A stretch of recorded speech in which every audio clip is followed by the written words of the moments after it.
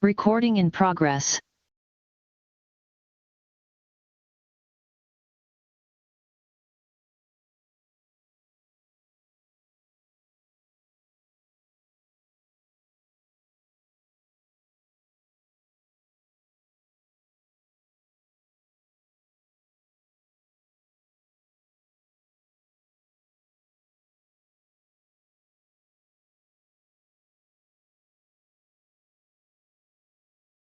Oh, vale.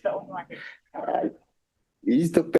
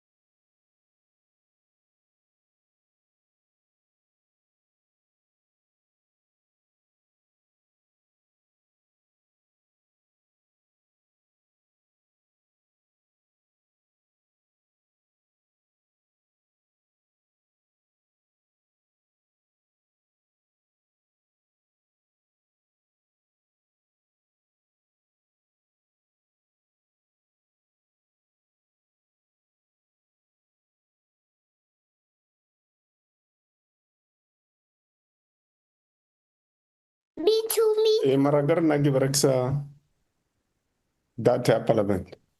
Kebetu Reksa datalina. Kebetu Reksa. Chairperson. Eh, eh, Semito. Ere amu kwa mtlogolo wa olela mo. Arobunya ka berekisa data le. Oh, wa mchelele. Otherwise let's go. Are tsogile slalo. Okay, Semito. Eitara. Okay, sure. Let's talk later.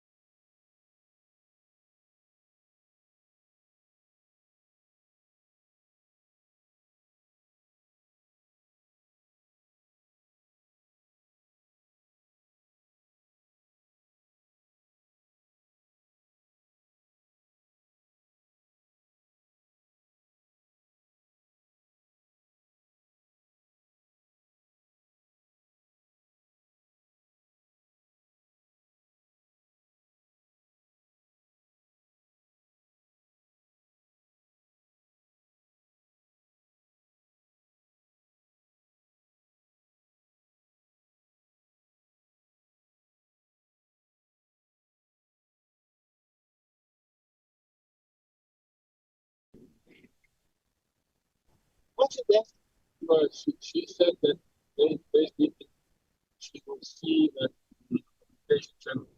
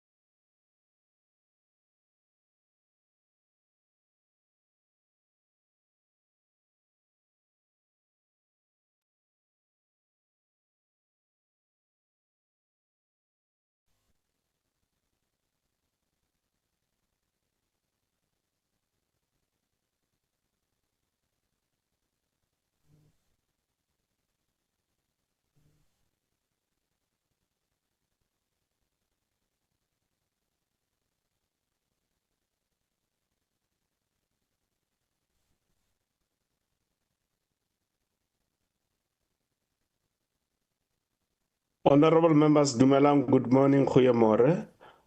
I'm welcoming all of you to this important meeting of the Portfolio Committee on International Relations and Cooperation. I also welcome the department. I see we've got Deputy Minister, Honorable Buates, all of you, the staff from the Portfolio Committee, the staff from Department of International Relations and Cooperation, you are welcome. We know that you are preparing for the G20, which is starting next week, so we hope for the best. Lubabalo, can we fly the agenda on the screen?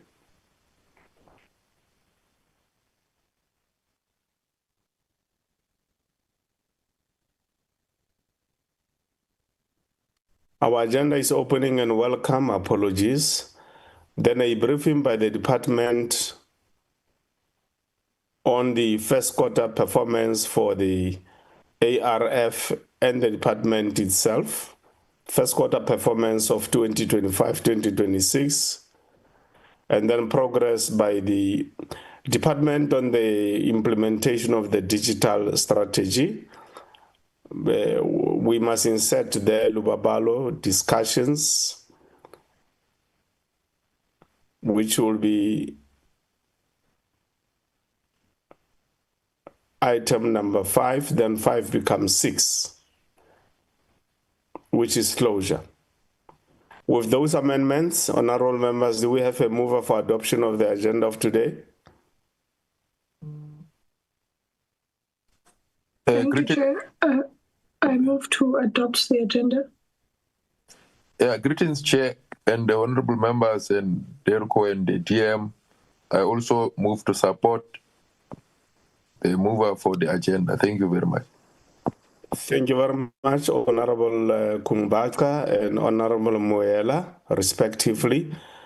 Our agenda for today is as indicated. South Africans who are following the proceedings of this Portfolio Committee on the platforms that are provided by Parliament as part of deepening our democracy and ensuring public participation, you're also welcome. As usual, we also welcome members of the media who have made time to follow the proceedings, as always, of the Portfolio Committee on International Relations and Cooperation. Apologies, Lubabalo.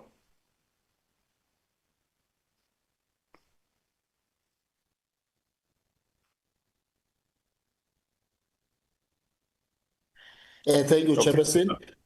Thank you, Chair. I have 3 apologies, Chair.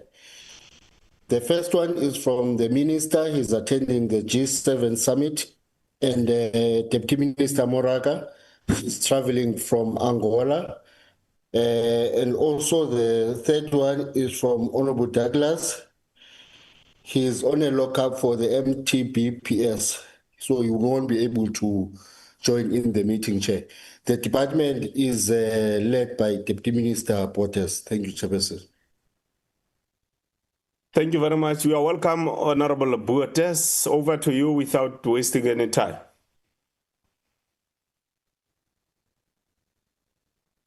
As you know, members, this afternoon we have the budget, MTBPF, being M is medium term budget statement, MTBPS. I hope I'm saying it correctly. Over to you, Honorable Buates.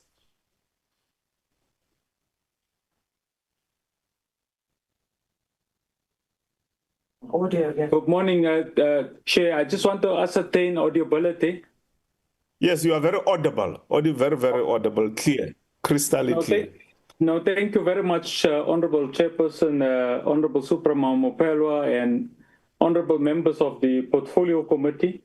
Let me take this instance also to welcome you back home to South Africa after your very important oversight and outbound mission to Brussels. My presence, honorable members, are complemented by Deputy Director General Clayson Monyela and senior members of the South African Foreign Service. I also wish to acknowledge and appreciate the presence of members of the Fourth Estate, Honorable Chairperson and members, we are privileged to have these engagements with the Portfolio Committee, in particular this morning to reflect on our department's performance during the first quarter of the 2025-2026 financial year. You would recall, honorable members, that this particular quarter from April to June 2025 was characterized by both dynamism and ordinarily defined the agility of South Africa's foreign policy repository. You have witnessed a heightened diplomatic activity characterized by increased global visibility of South Africa's members of the national executive, including cabinet ministers and in particular the executive authority of DIRCO, as a means to respond, honorable members, to the imperatives as embedded within South Africa's national interest framework outline. Honorable Chairperson, our report is being considerate of the 70th anniversary of the Bandung Conference of 1955 and also the 70th celebrations of the Freedom Charter, which became the bedrock upon which South Africa's foreign policy are premised upon. Importantly, Honorable Chairperson and members of the PC, during the first quarter of 2025-2026 financial year, honorable members will be taken into confidence on the strong performance across the areas of, in particular, international cooperation, diplomacy, and the key bedrock programs. We will obviously, through our presentation, demonstrate that we have managed to attain 100% of our original and planned targets of 23. Lastly, Chairperson, and not least important, is that DIRCO has facilitated 20 structured bilateral mechanism, which was complemented by high-level engagements across the African continent, the GRULAC countries, Asia, and the Middle East to evidently strengthen political, economic, and social cooperation. Having said that, Chair, we were not oblivious to the fact that we have to respond to South Africa's national imperatives. And in this regard, our economic diplomacy have seen the successful implementation of 40 trade and investment initiatives, thereby advancing South Africa's objectives under the Economic Reconstruction and Recovery Plan. At this point, Chairperson, with your express permission, let me hand over to Deputy Director General Clayson Monyela to do the preface of the presentation that will be moderated by other senior members of South Africa's Foreign Service. Thank you very much. Over to you, Mtati Monyela. Thank you very much, Deputy Minister, and good morning, Honorable Chair and Honorable members of the Portfolio Committee. We have the pleasure of getting into the presentation, which is going to be led by the acting COO. Ms. Baloyi. Thank you, Deputy Minister. Thank you, Deputy Minister, and also Chair and the honorable members. Today's presentation is on Quarter 1 Performance Information Report. Just ask them to allow us to share the presentation, the Secretariat. Chair, we will share the presentation in the meantime. If you can allow the Secretariat to just flag our presentation. They need to give us the, just try. Please, if you can just give us the rights, Chair. Through the permission is granted, COO. Okay, thank you. There we go. There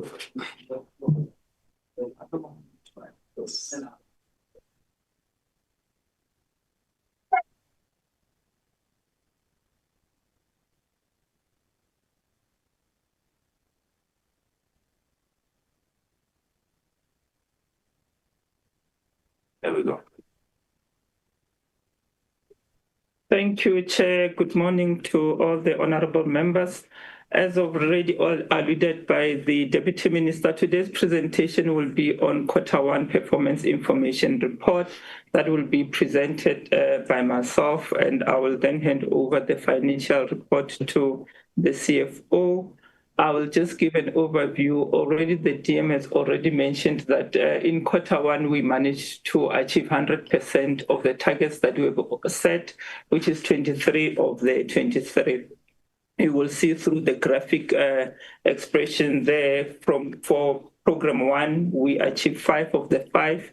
For program 2, 6 of the 6. Program 3, 5 of the 5. And program 4, 6 of the 6. And then 1 on program 5, which is the international transfer. Before I begin, let me just then preface by saying that in terms, you will realize that our targets for this annual performance plan have actually changed, and thanks to the portfolio committee members with your input as we come and report, the targets that we'll be reporting on, you will see the benefits obviously for us to be able to strengthen accountability and also measurable deliverables. This is aligned with DPME and also National Treasury framework for us to be able to manage our performance in terms of measuring and also emphasizing the activities and also linking the outcomes through that. The other thing was just to enhance the link between the planning and also the implementation. This approach obviously ensures that MTDP, the APP, and also our operational plans are not just reporting cycles, but they are an execution roadmap, as you will see as I'm reporting, and also it also promotes a real-time performing tracking, because the targets are then easier to be able to monitor throughout the year, enabling us also to be proactive so that we can be able to have a corrective action. So you will see I will begin with program 2 and then 3 and then go to 4, then end with the program 1. In terms of program 2, you will see the targets that we are now currently in terms of annual performance 2.5 to 6. We are reporting on the 15 structured bilateral mechanism and high-level engagement on political, economic, and also social relations. And then the second one is 15 economic diplomacy activities and initiatives undertaken. The third one is the 15 tourism promotion events held to promote South Africa as a preferred tourism destination. The fourth one is 10 engagement to facilitate financing opportunities for South African DFIs. The fifth one is 2 reports on human development, partnership engagement on skills transfer and technical cooperation, while the fifth speaks to the SADC statutory sectors and senior officials meetings per year, and also the statutory meetings themselves for SADC per annum. I will then move in terms of reporting the 3 bilateral desks that I will be reporting on, which is Africa, Americas and Europe, and Asia and Middle East, are reported as follows, beginning with the political report, which includes the outcome of the structured bilateral mechanism that I've already mentioned and the high-level visit aligned to achieve our MDP and also MTDP. These SBMs and high-level visits and other political engagement, we undertake them against the background of political, economic development, and also security situations in the various regions that we are reporting on. And then the second one will focus on trade and investment initiatives that we've also undertaken to support our government investment approach. The fifth one is on tourism promotion events, which we always held and also hold as part of promoting South Africa as a preferred tourism destination. I will then begin with Africa, but before going into some of the examples that already highlighted into this report, just to mention that in terms of the structured bilateral mechanism and the high-level engagement on political, economic, and social relations, we have achieved 20, we were able to undertake 20 activities. So I will then move to Africa and just highlight few, not to go through each and every one of them. For Africa, we had 5 structured bilateral and high-level engagement on political, economic, and social. You will note that Minister Lamola visited Tanzania to focus on deepening economic and agricultural cooperation. We had the Lesotho SABNC, which resulted in signing of 6 new agreements reflecting strong collaborations in economic, social, and also defense sectors.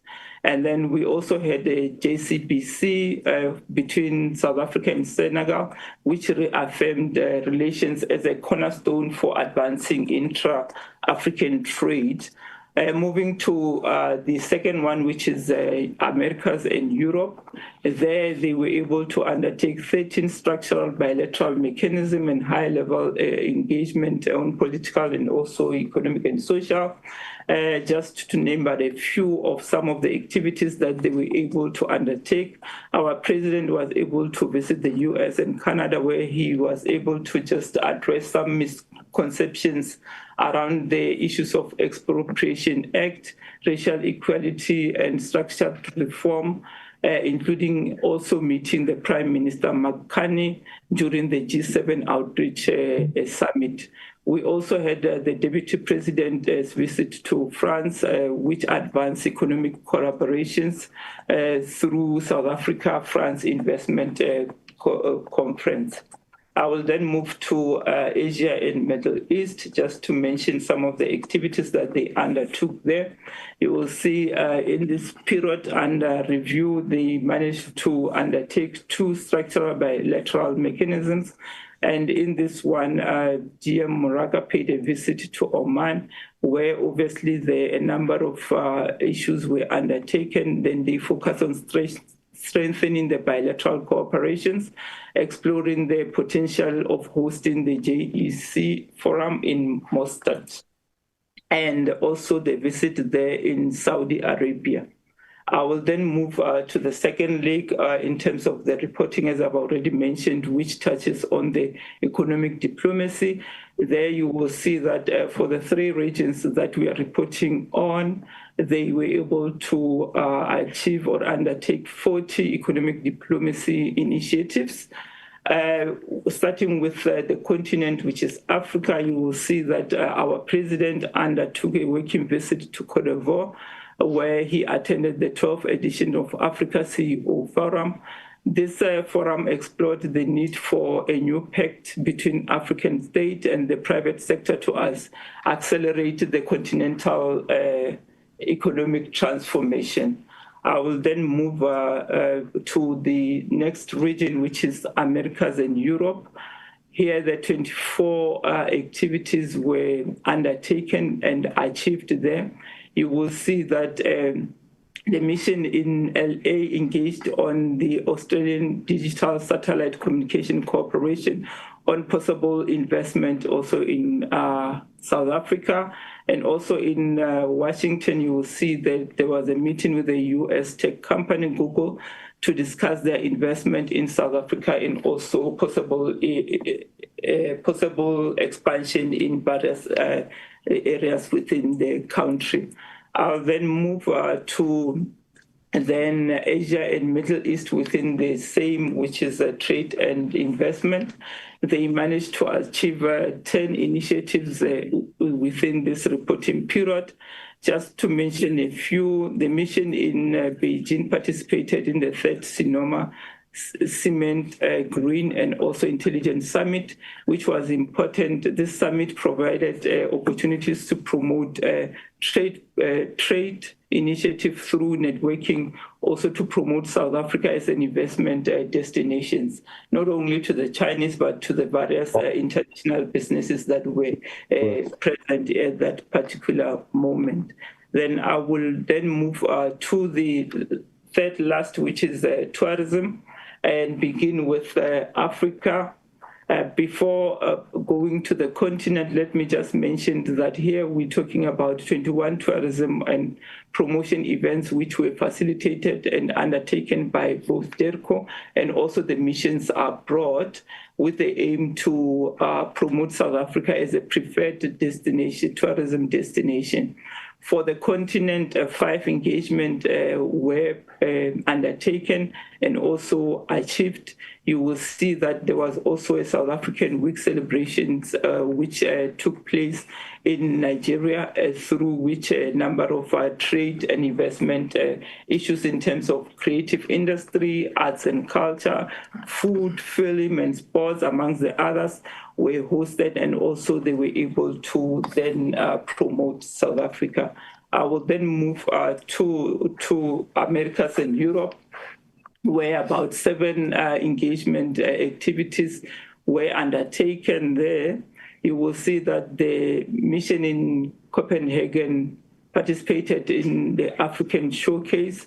This event provided a platform to promote South Africa as a preferred destination, where a number of tour operators from Africa with focus South Africa were also able to just showcase in terms of the safari packages that we have, the game reserve, in terms of the hotels, the lodges, accommodations that we do have as part of the promotion.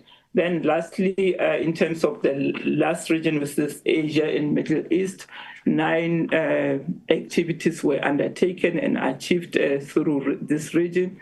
You will see one of them was the mission in Damascus held a meeting with the Chief Executive Officer of ASCAPTA Travel and Tourism to promote South Africa also as a tourism destination. A number of them examples, you can go through them. I assume that so that I do not necessarily waste a lot of time. I will then move to Program 2 under regional integration, where we're talking to SADC. SADC still remains a foreign policy priority for South Africa. And obviously, in our effort to achieve the regional development and integration within this region, what we do through the engagement at SADC, we aimed at promoting political and socio-economic integration, which could create a pathway towards addressing a number of key challenges of underdevelopment, challenges of unemployment, and also poverty. So you will see that 3 SADC statutory, sectoral, and senior officials meetings were held there, as mentioned underneath, and also 2 SACU statutory meetings were held, which is the 6th SACU ministerial retreat and also the 52 SACU Council of Ministers. I'll then move to the Program 3, which is the international program. As I've already highlighted, that we will also just go through the targets so that you can be able to see some of the targets that we're able to change as we move along, so that we can be able to meet and strengthen our reporting vehicle. One of the first target under this program is the 3 summit and high-level meetings of the UN system and the international organization to influence and also leverage to achieve the objectives of the NDP. This we do through summits such as your UNGA, such as your G20, such as your BRICS. The next one is the 3 report that we have on the outcome of multilateral and also multi-state organization, just reflecting South Africa's participation and interest, including that of the African agenda, focusing on peace and security, on human rights, economic and social development. And the other one, as you are aware, that we are hosting the G20 summit. It's also for the program 3 to provide a report in terms of the implementation of the approved plan of action for the hosting of this important multilateral summit. Or the fourth one, it's the report on the implementation of South Africa's international reporting on the international obligations. And then we then go to 2 assessment reports reflecting South Africa's participation within the AU structures in terms of the processes, AU partnership, and also the implementation of Agenda 2063. The last one on this will be the report on the South Africa's commitment and efforts towards issues of peace and stability on the continent. I will just touch on a few chairs, so with the belief and also noting that the members received the presentation and they went through, as I've done also with the other program. In terms of the system of global governance, 3 reports were targeted on this outcome of multilateral and multi-state organizations, reflecting on South Africa's participation and interest, including that of the African agenda. As I've already mentioned, you will see some of the activities that were undertaken through this reporting period. One of them is the second resumed session of the UNGA 79th, the 5th main committee on administrative and budgetary matters. The other one is on Peace Building Commission, and also the South African participation in open debate of the UN Security Council as a 9-member, and also the annual meeting of BRICS Counter-Terror Working Group, which took place in Brazil.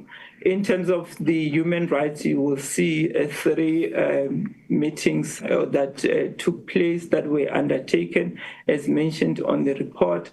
And then in terms of the economic and social development, the report obviously will focus on the activities that took place during the World Health Organization Interdepartmental Negotiation Body, on the outcome of the 78th World Health Assessment, on the Foreign Policy and Global Health Meeting of Health Ministers, and also the G7 Leaders Summit.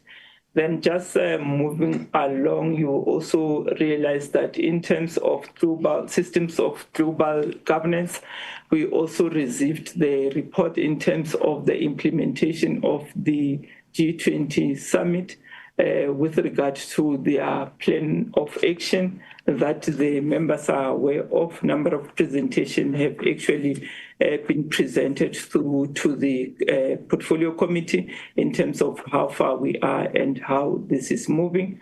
In terms of the continental cooperation, you will note that 1 report on South Africa's commitment and efforts towards issues of peace and stability on the continent was also submitted.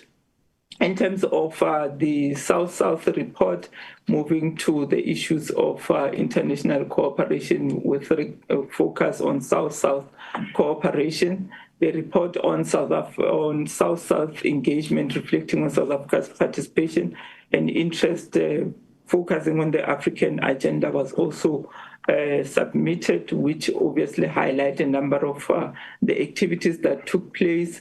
The report on the outcome of standalone BRICS meeting of the Ministers of Foreign Affairs in Rio de Janeiro, and also the preceding BRICS Sherpa and Sous-Sherpa meeting was given, and also the South Africa's hosting of the India-Brazil-South Africa Leaders Summit on the sidelines of the G20 Leaders Summit. That one was also provided.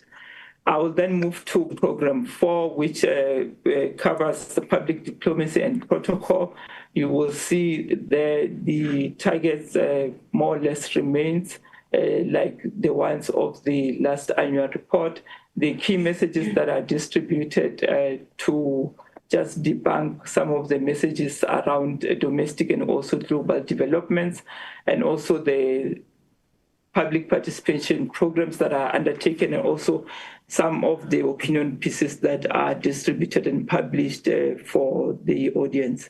You will see 29 messages for public participation during this period, and 4 opinion pieces were achieved. In terms of protocol, you will see we are targeting 100% of protocol services rendered for both incoming and outgoing visit. During this reporting period, we were able to have 5 incoming visits and 10 outgoing visits. And then the second one, which is the consular services, you will see for this, we were able to respond to 285 cases, which were reported through the service delivery charter. And then in terms of the documents that were legalized, it was 8,340 there that were reported. And you will see also the breakdown in terms of the consular services which were rendered, which is for distress, the whereabouts, the mortal remains, adoptions, the prisoners arrested, and also civil processes and 8 extraditions there. I will then move to program 5, which talks to the South Africa's membership contribution, which you will see there is 457.1 million that was transferred in terms of our membership. In terms of program 1, the focus, the targets that we currently have now is 2 business processes which are automated through our ICT, 1 progress report in terms of the implementation of the digital strategy that the members are aware of and we will be taking presentation on. And then we also target the audit action plan for the implementation, and also the issues of employment of youth, and also the 5 programs that are conducted in line with our work skills plan, the ISO, which remains, the 2 progress on the AU languages and UN, and also issues of gender equality, youth advancement, and also mainstreaming with people of disability there, and also number of legal advice and services that was rendered. You will see in terms of performance that the digital strategy submitted, obviously you'll get the report there. 5 programs were conducted in line with our work skills development plan, and we managed to give legal advice in terms of around 114 legal advice and services that were rendered in total for this particular period. The progress report in terms of the digital strategy, you will see this focuses on modernization data, on storage, applications, network, and telephony and cyber security infrastructure, and also the issues of automating digital business processes and integrating business information. The rest, I believe we can be able to. This, in terms of program 1, I will then end here, Chair, and through you, I will then hand over to the CFO just to go through the financial report on behalf of the department. Thank you. Thank you, Ms. Baloyi. Good morning, Honorable Chair, honorable members, Deputy Minister, Acting DG, ladies and gentlemen. I will take you through Q1 financial reports in the next slide, where we are still confirming the number of programs that we have in the department, which are 5 programs that Ms. Baloyi has already touched on. And in terms of our budget for the year, just to confirm again, it's 7 billion. And what we've drawn in the beginning or in Q1 is 2.2 billion. And what was spent out of that 2.2 billion, it's 2 billion. So we had about 232 million that was spent, that was not spent in Q1, which was projected to be spent. Now, when you look at the spending in terms of overall as compared to 7 billion, we are sitting at 29%. Again, for economic classification, we still have the same items being our compensation of employees, goods and services, interest on unitary payments, transfers and subsidies, payment for capital assets, and payment for financial assets. Again, on this one, compensation was slightly overspent, and then the rest of the items were underspent, as you could see. I'll touch that in the next slide. Now, as I indicated, that the overall budget for the department is 7 billion, and what we are reporting to date is an expenditure of 2 billion, which then represent 29% of our appropriation. When we do the straight line projection, it indicates that we should at least be at 25%, but we are on, it looks like we are overspending on our budget. But when you look at administration, which is program 1, we are spending according to the straight line method. And then international relations, this is where we are finding it a bit difficult to remain within the straight line due to the high expenditure, due to the high exchange rates that we've experienced in Q1. So as international cooperation, we also experience a high exchange rate, high exchange rate in Q1. But if you look at public diplomacy, we are at public diplomacy and state protocol, which is program 4. We are slightly below the projection, which is 23%. Then on international transfers, we have spent 51%, which is way above the straight line projection. However, the 51% is based on the 2 memberships that we had to make or that we are supposed to be making in Q1, which we have made funding available for that. One is AU and the second one is SADC. So in terms of our economic classification, again, if we look at the straight line projection for the compensation of employees, we are on par. We are in line with the straight line projection, and then in goods and services we are slightly up due to the G20 activities, and then for interest paid on PPP, we are on par in terms of our projection or straight line projection. Then payment for capital of assets, we are slightly below. This is due to the delay in the procurement process for infrastructure projects abroad.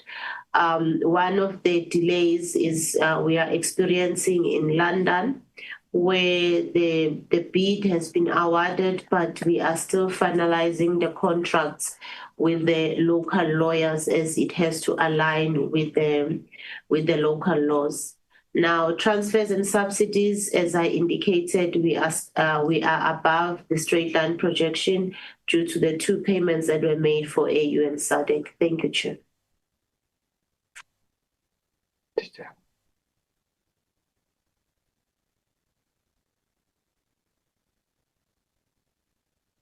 Well, thank you very much. Chair,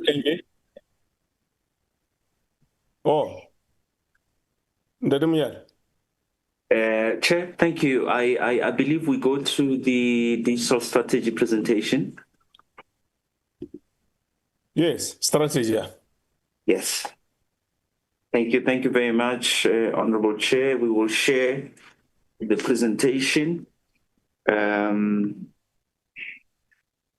We give him 30 seconds to get it right.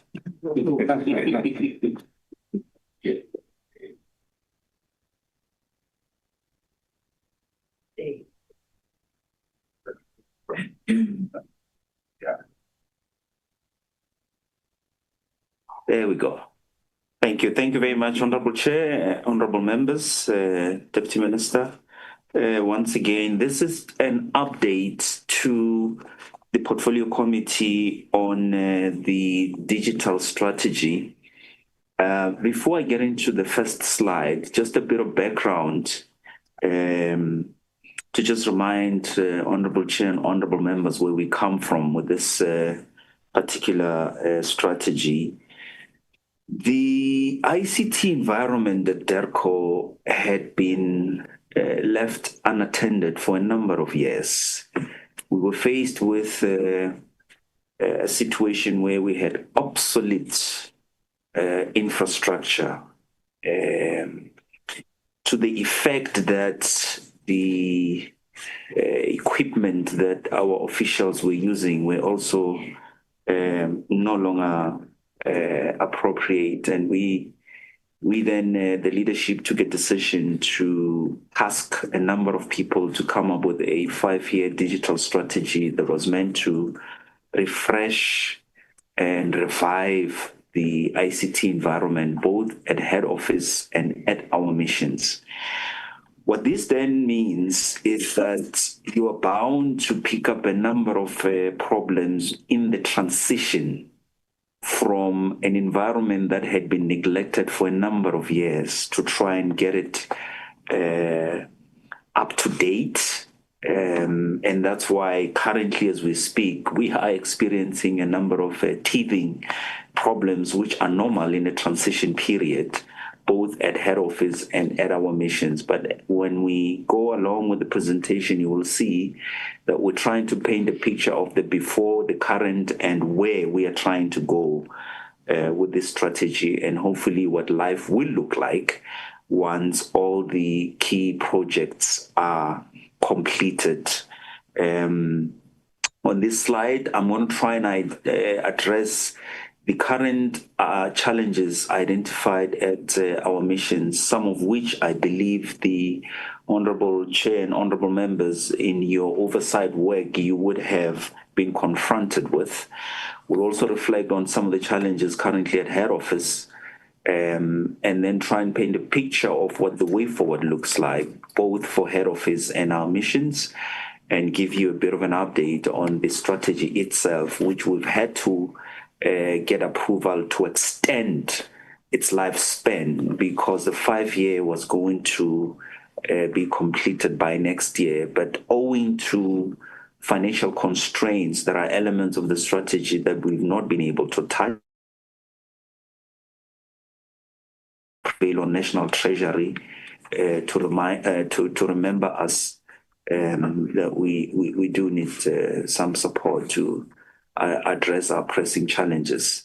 And then I'll conclude by trying to paint a picture of the benefits of the strategy once it's fully implemented. On the next slide, so this is what I was talking about, that in the transition period now where we are implementing multiple projects,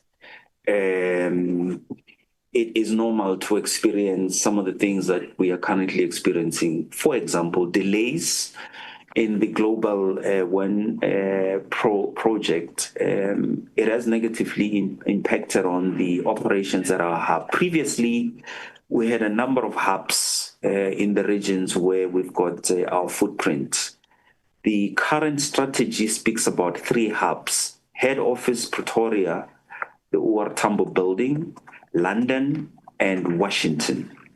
The idea being that missions primarily in Europe will be supported from London, and then in the Americas from Washington, and the missions on the African continent primarily is supported from Pretoria.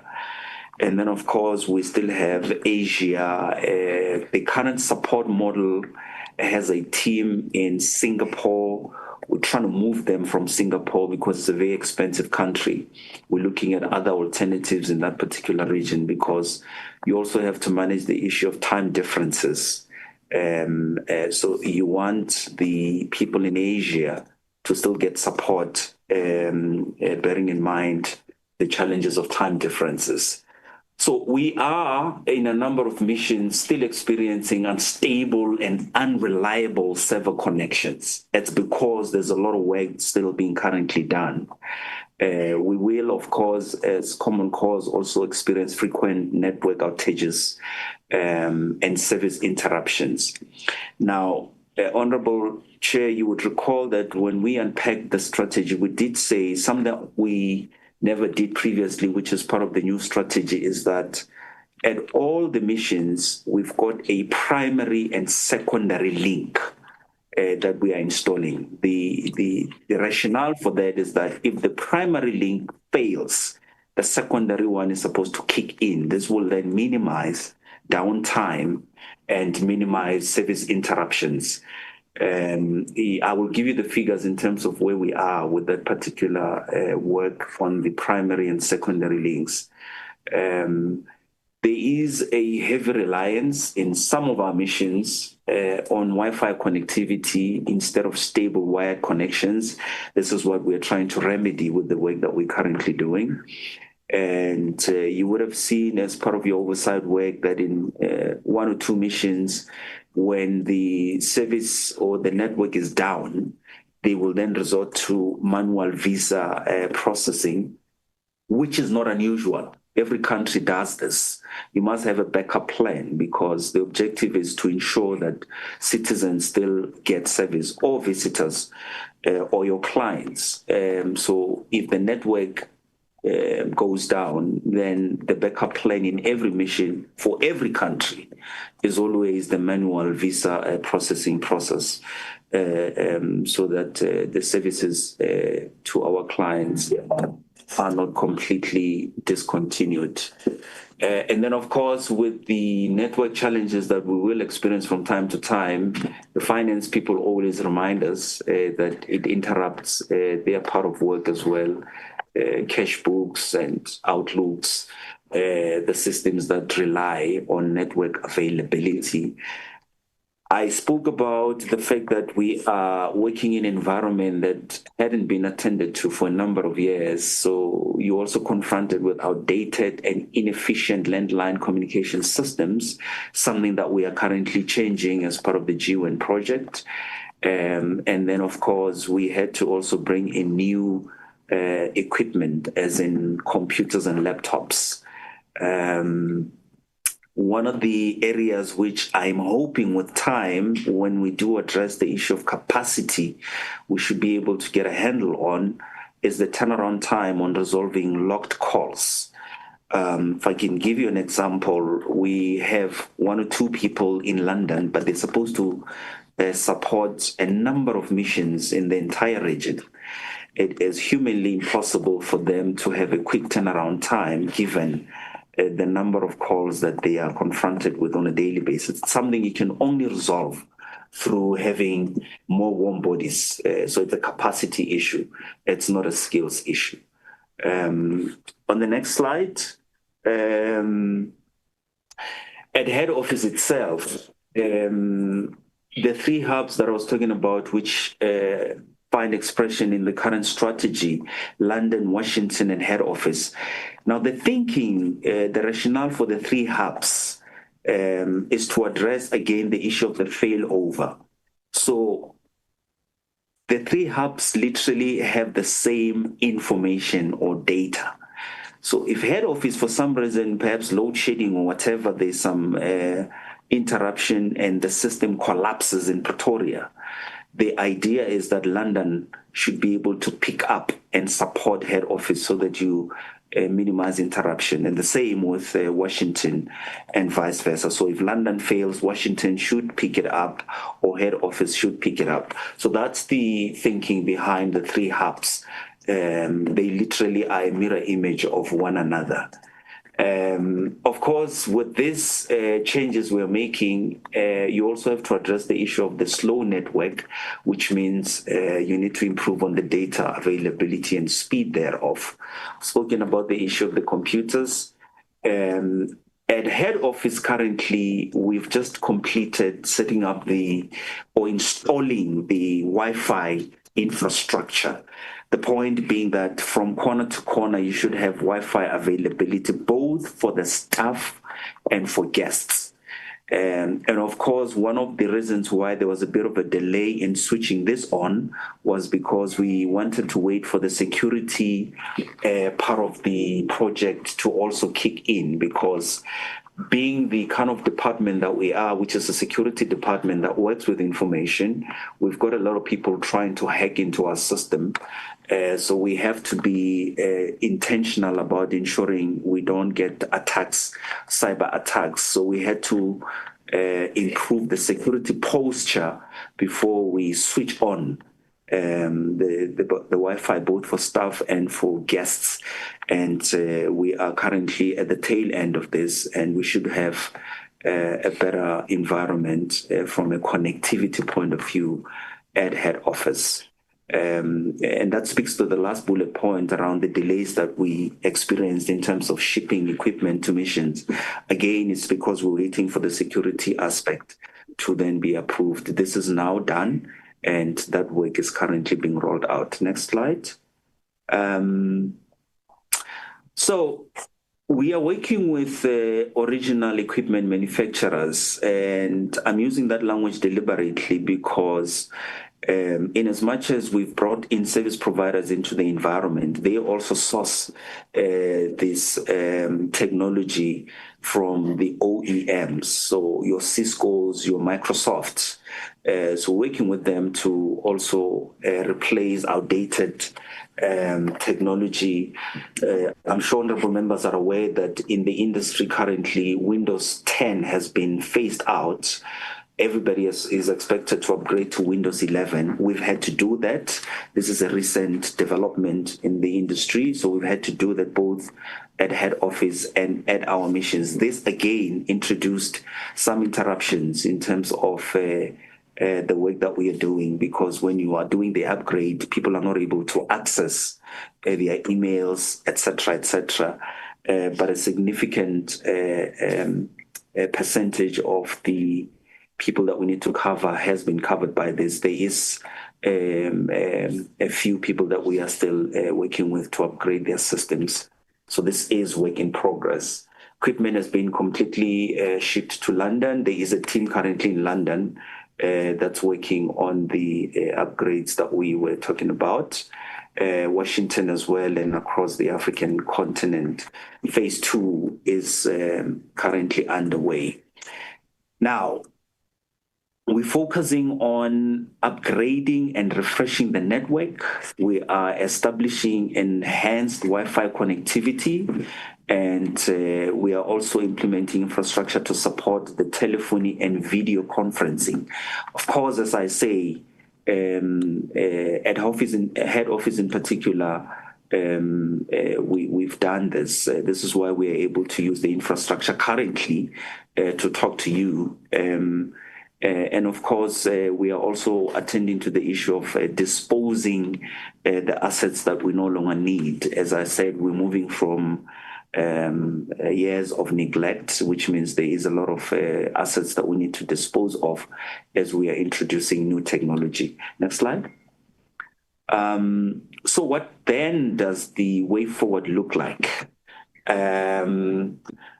The first bullet point talks to the network monitoring tool that we've brought into the system.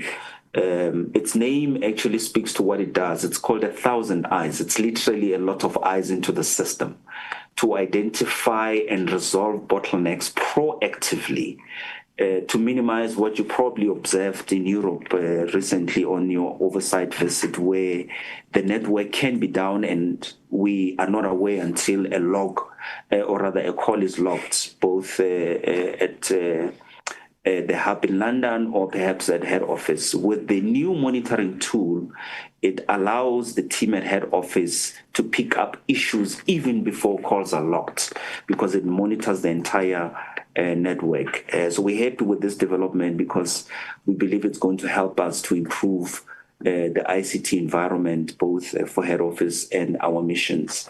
I was talking about the memory upgrade project in partnership with the original equipment manufacturers to replace the outdated hardware due to the recent Windows upgrade to 11. That's work in progress. And then, of course, we're finalizing the configuration and the security testing of the guest Wi-Fi network. So next time you come to our building as the portfolio committee, that's the facility you're going to use as guests. And you'll be able to tell us whether it's working properly or there are gaps. We believe it will be working properly, fast, and allow you to do your work. And then, of course, we are working with DHL to then send equipment to the missions where there is a critical need. Even when things get broken, the idea is for the turnaround time to be a little bit more quicker. Next slide. So just an update then on the digital strategy in terms of where things are. I spoke earlier about the primary and secondary links, the idea being that the secondary link is backup when the primary link fails, so that you minimize downtime. So the primaries are all in. That's how we are connecting to all our missions.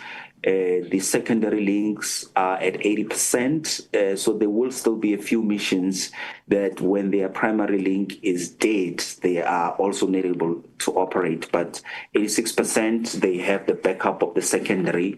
The timeline we have for the remaining 14% is the end of November. So by the end of November, we should be 100% even with the secondary links.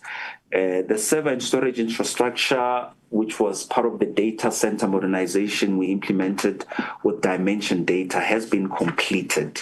What remains when we are done with the security posture that we are busy with configuring now is that we'll then synchronize the 3 hubs. That's what I was talking about, so that you take care of the failover. London picks up Washington when Washington is down, and head office picks up London when London is down. So that's the whole rationale and thinking and strategy on the 3 data centers. And of course, we've refreshed the desktops and laptops. The head office network upgrade is fully implemented now. I was talking about the security aspect so that we switch on the Wi-Fi for staff and guests. So this has been successfully deployed and is operational, particularly for staff, but we're still configuring the security component, and then the guest Wi-Fi will also be switched on. Next slide. Now, in conclusion, the benefits we're hoping the department and the missions will realize from the successful implementation of the digital strategy: 1, improved global network connectivity. With the primary links, this gives you real-time connectivity. The secondary links reduces redundancy. So when primary is dead, secondary kicks in. And of course, the computers are new, and those that experience problems, we should be able to replace with a quicker turnaround, because we still get support from the service provider that we implemented the project with. The support model is for the duration of the 5-year contract life cycle. The second benefit, improved security posture of the global network. We are currently implementing this particular element of the work. This is to allow us to do regular vulnerability assessments. We work with SSA to do this. SSA conducts their own vulnerability assessment in our environment regularly, but we also internally do that as DERCO, so that we pick up areas where we are possibly weak and close those gaps to avoid cyber attacks. There is a lot of attempt to access our information and data, and this is ongoing, and it's not surprising given the mandate of this department. So we are vigilant in ensuring that our security posture is always up to date. And we're happy that up to now, in all the years, we've never experienced a successful cyber attack, despite the many attempts. We've introduced multi-factor authentication. This is to ensure that before you get access to any of our information, you would have to go through a number of steps. It's industry standard to do that. We've got the next level. I think many organizations don't even have this. In fact, our team got a visit from 2 banks in the recent weeks. I shall not name them because they didn't pay for this advert, to come and learn from the security technology that we're implementing at DERCO. One of the banks said to us they tried to implement this last year and they were not very successful, so they wanted to see how we are doing it, which I think says something about the kind of technology we are bringing into our environment. Endpoint security, email security, and archiving, it's part of the work that we're doing as we improve the security posture of DERCO. And then, of course, I spoke about the unified telephony collaboration, which we believe is going to result long-term in us saving a lot of money. Next slide, which I think should be the thank you slide. Thank you very much, Honorable Chair. Thank you very much, Chairperson, and to DDG Manuela and his team. Over to you, Slalo. Thanks, DM. Honorable members, just a small apology for the sequence. I thought it would be better to take the digital strategy because it's a line expenditure item in the budget. So we can now go to ARF. All right. DM? No, thank you very much. Thank you very much, Chair. Over to you. Good morning, Chairperson, Portfolio Committee members, DM Waters, Acting DG, as well as the senior management of the department. I'll be taking you through the ARF performance report for the Q1 of the 25-26 financial year. Chairperson, the ARF continued to be instrumental in contributing towards efforts to ensure adequate policy and research in assisting with sustainable development agenda for the African countries. It is during Q1 of the 25-26 financial year where the new redefined targets under the new ARF strategic plan 25 to 2030 were implemented, and it has been proven as we go through the presentation that this process has yielded positive results with an overall achievement of 83%. So, Chairperson and members, this slide depicts the overall performance for the ARF. Then we'll go further into details when we move to the next slide. The ARF for Q1 of the 25-26 financial year had 6 areas of performance targeted for achievement. However, there was one target that we had intended to achieve during Q2, Chairperson and members, which was achieved during Q1. So if you look at the Q1 performance in isolation, we achieved 67%. But however, with the additional target that was planned for Q2, however, it was achieved in Q1 during the last month of Q1, resulting in an overall achievement year to date of 83% of our targets. Just to add, Chairperson and members, the non-achievement of some of the targets is attributed to the responsive nature of the ARF targets, which is has heavy dependency on the submission of requests for funding over the 2 quarters. Next slide. Chairperson, this is the program 1, which is administration, and the indicators is the number of advisory committee meetings held. We did have an advisory committee on the 23rd of June, where one proposal for funding was evaluated. The second target, as I've indicated in the previous slide, was, as you can see, for the target for Q1, there was no target set for this. However, it was achieved. There was a conference for development agencies that was held in Hamburg, Germany, during June, that the ARF attended and submitted a report on the attendance of that conference. The next slide. The indicator here is the evaluation of requests for funding by the advisory committee. we had planned, chairperson and members, to receive 2 proposals for funding. And if you look at the reason for deviation, there was one proposal that could not be submitted in time to be evaluated by the committee. So there are timeframes within which documentation should be submitted to the members for them to evaluate prior to the meeting. However, there was one for the African Ombudsman Research Center that was evaluated by the committee. So hence the 50% achievement as compared to the planned under that indicator. Then for the second one, for projects monitored against compliance, we've achieved 100%. Next slide. For quarterly reports, we did prepare and submit our quarterly reports for Q1, so that has been met. Project site visits, chairperson and members, there was an oversight visit for the implementation of the humanitarian assistance to Western Sahara that was done during the month of May, as well as South Center, which is one of the projects that is being supported through the ARF for G20 activities. That was also done early June, the oversight for the activities in one of the working groups that were in Mpumalanga. Next slide. For humanitarian assistance, chairperson and members, we did not achieve this particular target as there were no proposals received, I think as I've indicated, due to the reactive nature of the ARF.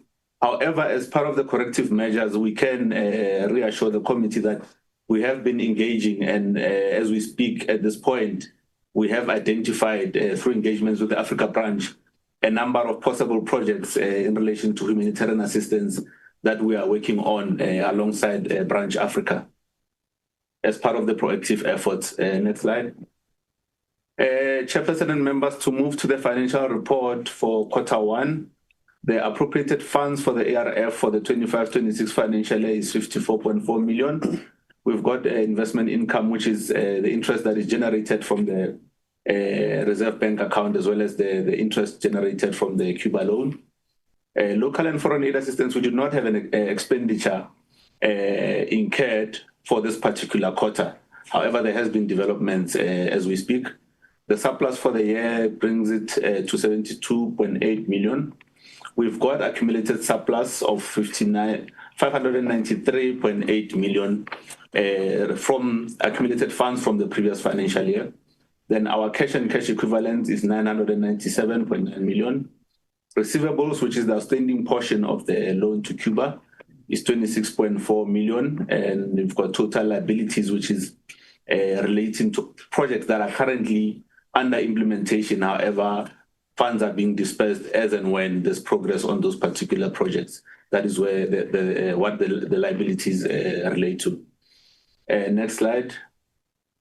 Chairperson, I think with regards to this slide, speaking to the financial report, we have received the repayment, I think over the term of the loan to Cuba.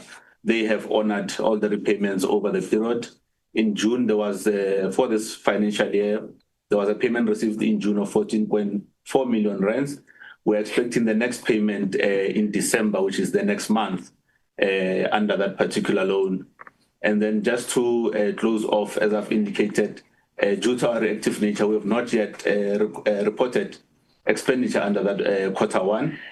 And discussions on funding requests started during Q2, and this will be conceptualized into project proposals that actually have been and will be considered over the remaining part of this financial year by the ARF Advisory Committee.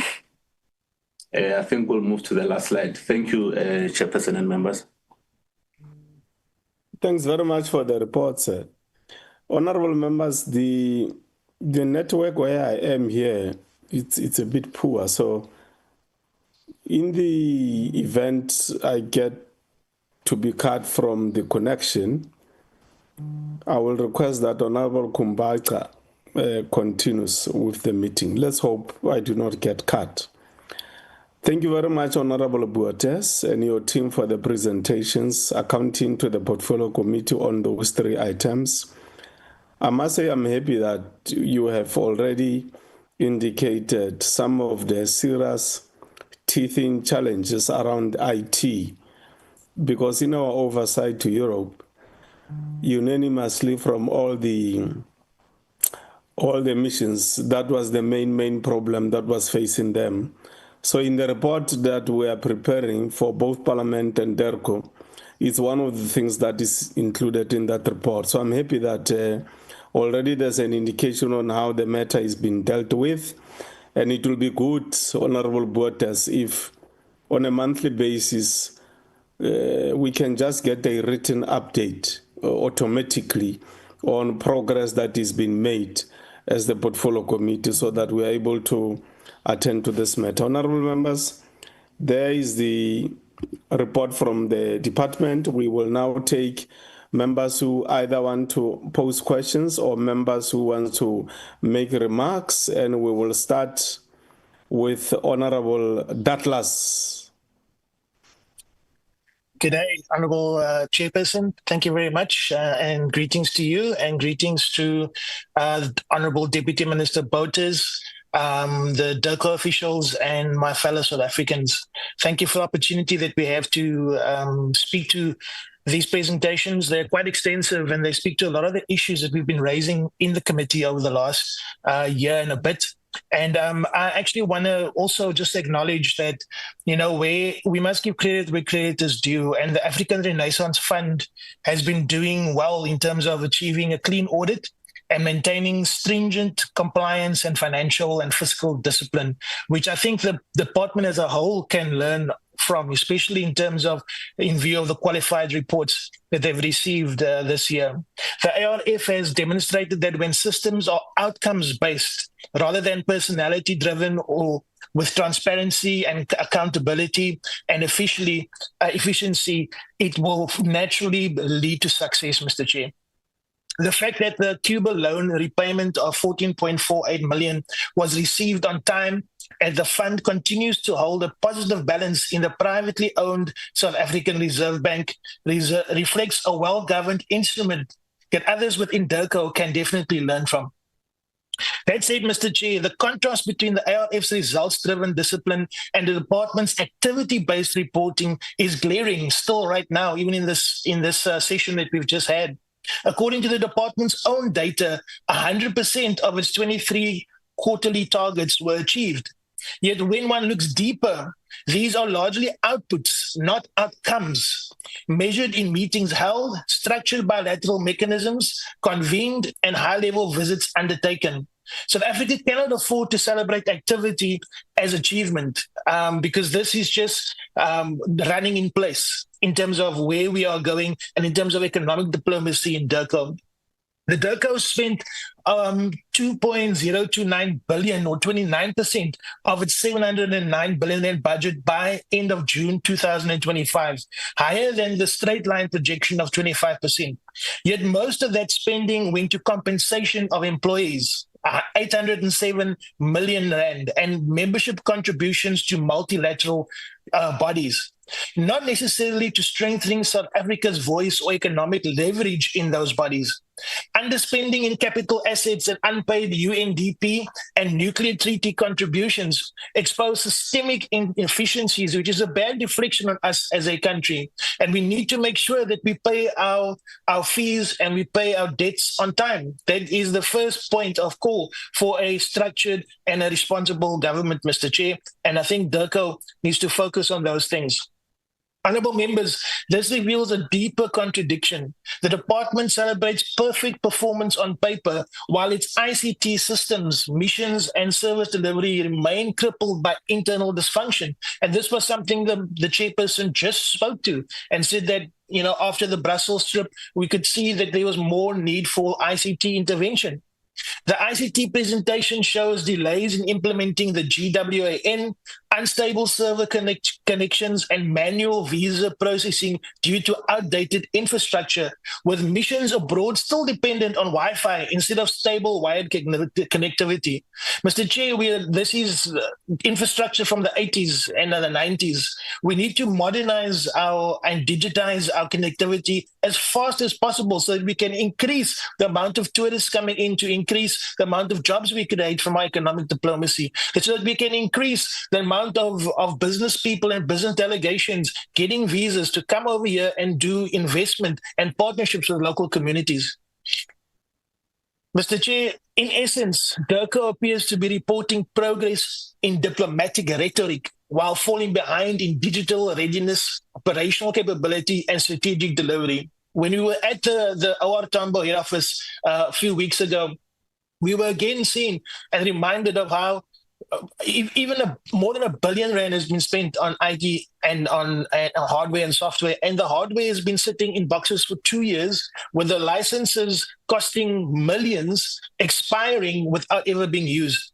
So, Mr. Chair, these are things that we have control over. These are things that DIRCO's leadership has control over. This is things that the GNU has control over, and it needs to be addressed with a sense of urgency. Not just the usual, we'll deal with it when we get with it in the last 30 years we've seen. So DIRCO can't promise change if there's no budget increases and allocation. And DIRCO does not live in a vacuum.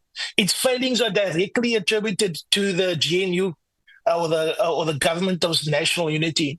And the Democratic Alliance and the ANC-led capitalist state must take responsibility for what is now a plan that is completely supporting elitist activities in our foreign policy, in our foreign missions, in events, etc. According to Treasury's latest MTBPS, which is what we're sitting with today, and I'll be going into the lockup after this, while the global country unemployment average now is at 43.1%, and youth employment is at 72.4%. which is like one of the worst in the world, if not the worst in the world.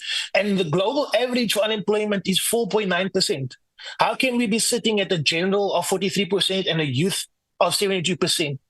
DIRCO needs to look at economic diplomacy. The G20 needs to look at how it is going to be using our involvement and our payment for all these functions of the G20, one conference or the other. What has it done in terms of translating to jobs, translating into youth being able to get jobs? That's 72% of young people that don't know where they're going to eat, don't know where they're going to sleep, don't know how they're going to raise a family, don't know how they're going to get married. These are realities that come as a result of not having proper foreign policy and foreign economic development policy, and that the beneficiaries are not the ordinary South Africans. The beneficiaries are the elite. When you go to these places and you go to these missions, you only see the same corporate businesses that benefited under apartheid, Mr. Chair. And again, we need to deal with that. We can't fulfill the mandate of DIRCO and ARF if we cannot kickstart the economic growth that remains at 1%. And for the past 10 years, with GDP growth now projected at 1.5% until 2036. Under these conditions, international relations must translate into economic diplomacy, and that economic diplomacy must be translated into trade. Trade shows jobs, township economic development for all African, indigenous, and Aboriginal people, and all South Africans in general. We need to translate land justice before we actually do foreign direct investment. Just getting people to invest without actually dealing with the legacy of apartheid is a challenge, Mr. Chair. And I think that we need to take more responsibility of that. And when we look at DIRCO's first quarter performance, it shows 40 economic diplomacy activities, but fails to quantify the investment impact. There's no job creation data, no foreign direct inflow figures, and no measurable beneficiation outcomes for the majority of the poor and unemployed masses, Mr. Chair. These are the metrics that we need to be measuring as DIRCO. These are the measures of success, not just events and that we have attended and activities we've done. So Africa's G20 presidency has been allocated 191.5 million this year. This has just become another expensive talk shop, as far as I'm concerned. And it's a group of countries that actually have a responsibility for reparations for what they did to us as South Africans, Mr. Chair. And that needs to go onto the agenda in our foreign policy. We need to speak to these G20 countries, and we need to tell them where is your reparations to pay for what you've done to our people. So, Mr. Chair, I think from our perspective, we must have a foreign policy that institutionalizes performance metrics for economic diplomacy, linking each mission's budget to quantifiable trade and investment outcomes. We need to fix the IT issues and digitize all DIRCO systems, from visa processing to consular services, integrating them with Home Affairs and trade for real-time analytics. We must do away with these silos of departments working on their own antiquated systems, handwritten systems. This is all a breeding ground for corruption and a breeding ground for inactive activity and a breeding ground for the results that we right now have, where only a few benefit from what is our foreign policy. We need to redirect travel and hospitality savings into a Pan-African fund for youth innovation and to produce engineers, coders, diplomats for the fourth industrial revolution. We got millions of young people that are unemployed. We can send them to the global south, to China, to Russia. We can send them to Europe. They can learn the skills that they can bring back, that we can service Africa and South Africa's needs. But we haven't done that en masse, Mr. Chair. So reforming DIRCO structure is very important to focus on bilateral and more South-South trade corridors, BRICS industrial cooperation, and continental food and energy security.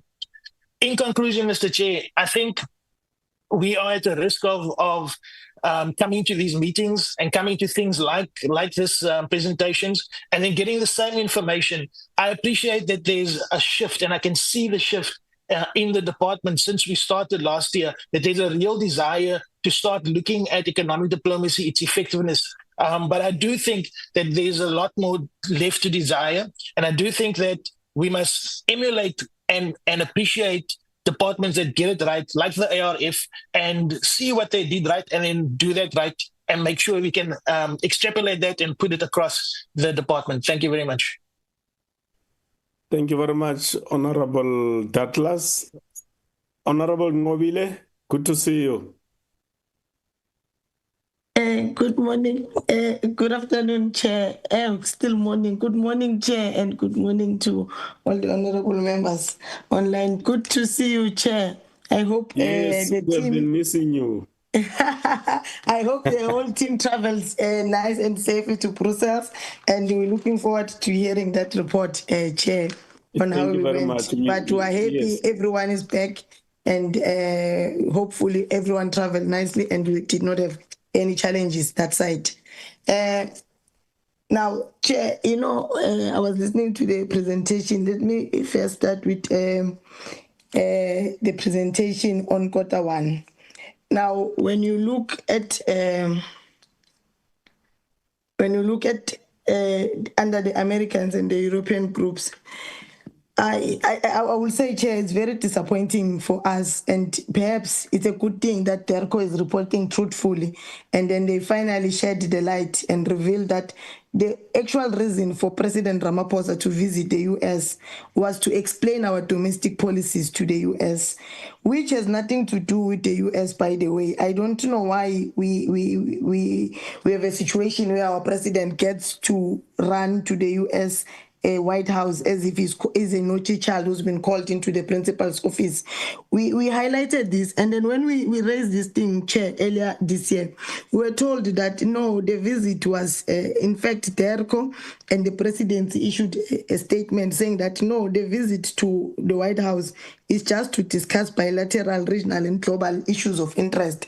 But now, from this report, it's clear that the visit was just for the President of South Africa to go and explain our domestic policies on the issues of expropriation act, expropriation bill and racial laws, that of which we don't know anything of. There are no racial laws in South Africa. I really don't understand what that statement seeks to achieve, or what does it mean, Chair. If you were to look at that report, I'm wondering what's that, because we don't have such policies, racial laws and stuff. There's no such. South Africa is diverse. We live peacefully here in South Africa, and there's no need for us to explain how we live and how we make laws in the Republic of South Africa.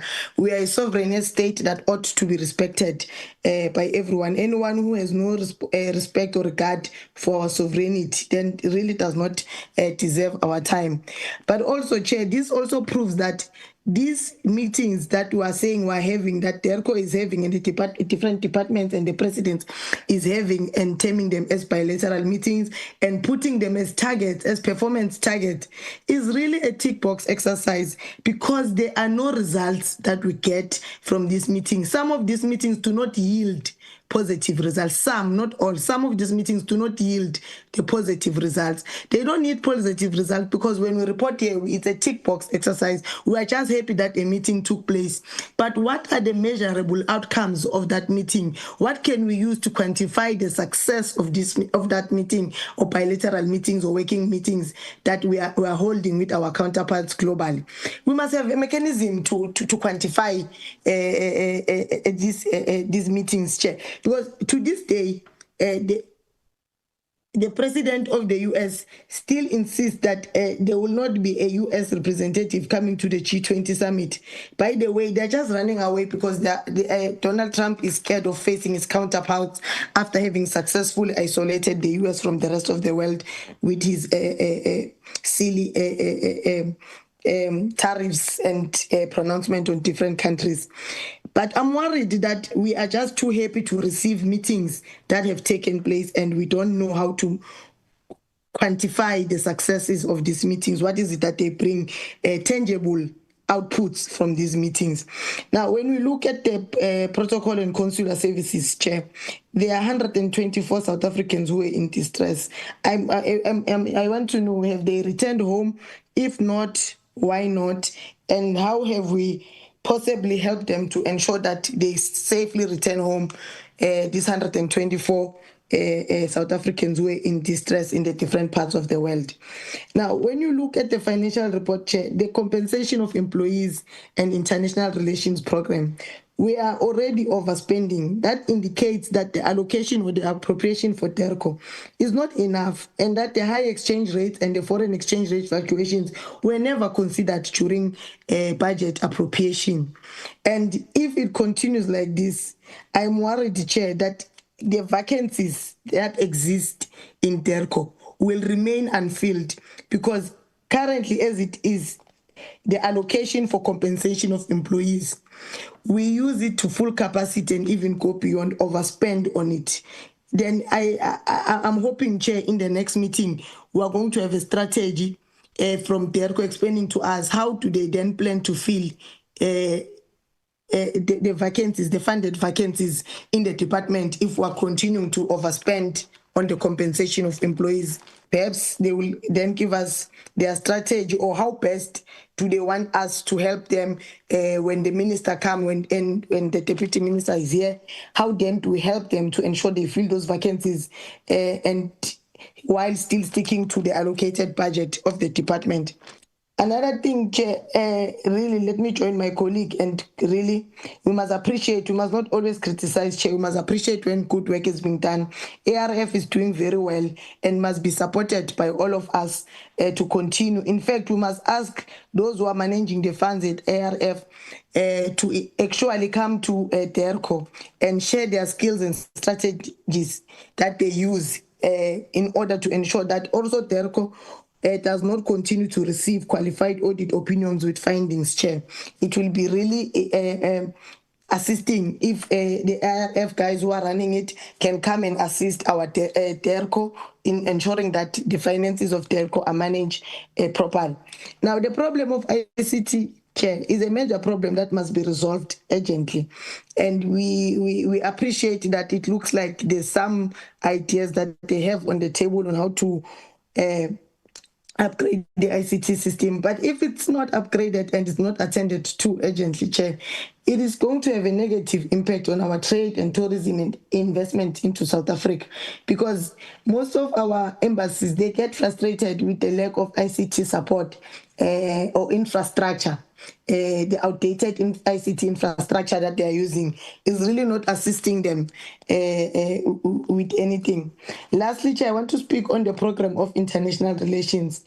On the program of international relations, Chair, you see, they say the target, the performance there's 40 economic diplomacy activities and initiatives that were undertaken. How do we measure and quantify this? What has these 40 economic diplomacy activities actually materialized to?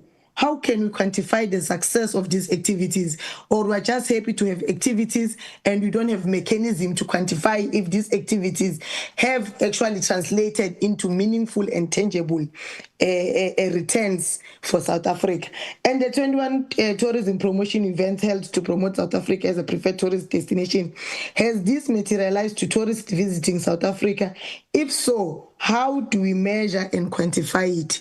Are we then going to get a report and say, out of this initiative that was held in this country to promote tourism, after this activity, then we suddenly received over 10,000 tourists from that country coming into South Africa, to indicate that this initiative or activity or event that we held was a success. Because if we don't follow up on these activities and the meetings and the events that are held and just allow them to be performances and we're happy that targets are met, yes, target is met in terms of the meetings and the events, but there should be tangible results that we get from it, that we're able to all quantify and say, here you did well, this meeting really gave us some tangible results, and in this country, this strategy, it looks like it's not working because it's not generating the positive results we're looking for. Perhaps when you go to this group or to this country, change the strategy, because the strategy used in the Asian group, it looks like it's working, but in Africa it's not working, so that we're able to make assist the department to change strategies and review their strategies. But if we don't have that report like that, Chair, then we're not able to make meaningful contributions, and we're not also able to assist the department to actually play a more meaningful role in ensuring that our we get returns for bilaterals and trade meetings. Thank you, Chair. Thank you, Honorable Ngobile. Honorable Muela.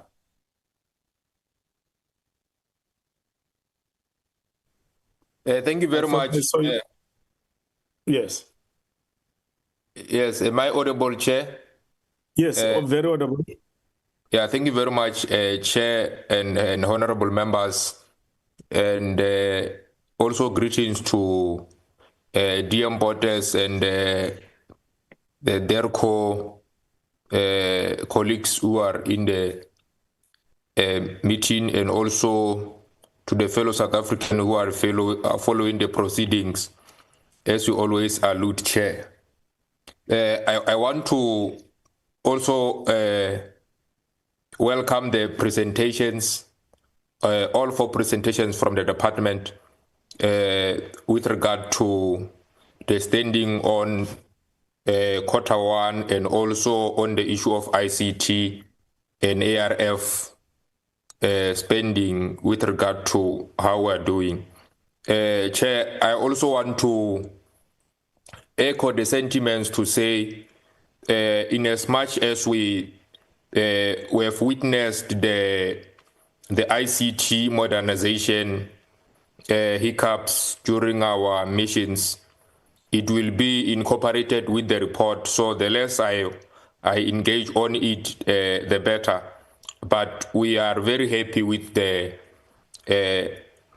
strategy that is at place to be able to modernize our ICT so that we can fully have efficient missions which are able to operate with the recent cap of fourth industrial revolution, and to be able to ease our work on consulars and our missions abroad for effectiveness, and to make sure that we were able to reach our targets. And also to mention our participation on the global forums, Chair. I think there have been a lot of engagements with regard to the recent state of the G20, most particularly with regard to the standing of the US with regard to the G20. We are very happy that the arrangements of G20 are coming all right, and we are happy with the readiness with regard to the hosting of G20. irrespective of all these issues that are emanating, trying to paint our country as if it's a country that is non-compliance with the proceedings of the UN Charter and other forums which put us in a light presentation. I just want to commend the department for the readiness and to stand firm and in assurance that we will proceed irrespective of the issues that are coming on that other side. So I also want to echo my sentiments that we are moving as the country, and we are very happy with the work that has been done by the department. And also to echo the support in terms of the RF funding that is reported here. I think we are also happy with the manner at which it is unfolding. It is indeed working in the right direction and addressing the issues that we are facing across Africa to be able to initiate and we ensure that we pursue peace and we unite all the regions on the forefront as South Africa, and to ensure that we pursue and we continue to push for unity and solidarity and the silencing of the guns across all the regions, most particularly in our region, SADC.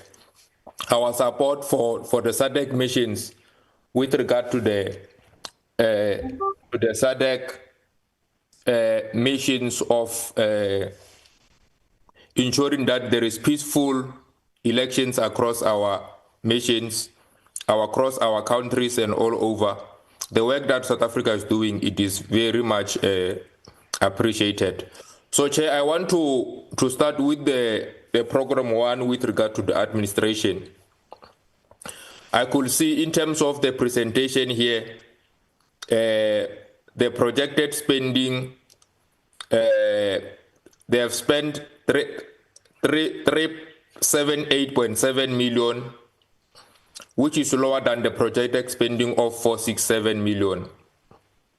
I will check actually what actually led to the underspending with regard to this particular projection.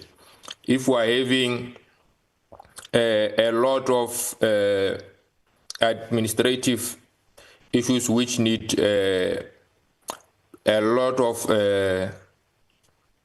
attraction, a lot of spending to be able to achieve in this particular program, what led to the non-spending in this particular, given the fact that we have already alluded that we've got an ICT that need to be modernized, we've got a lot of vacancies across our missions, which I don't want to get into. What led to the lower spending in this particular program of administration?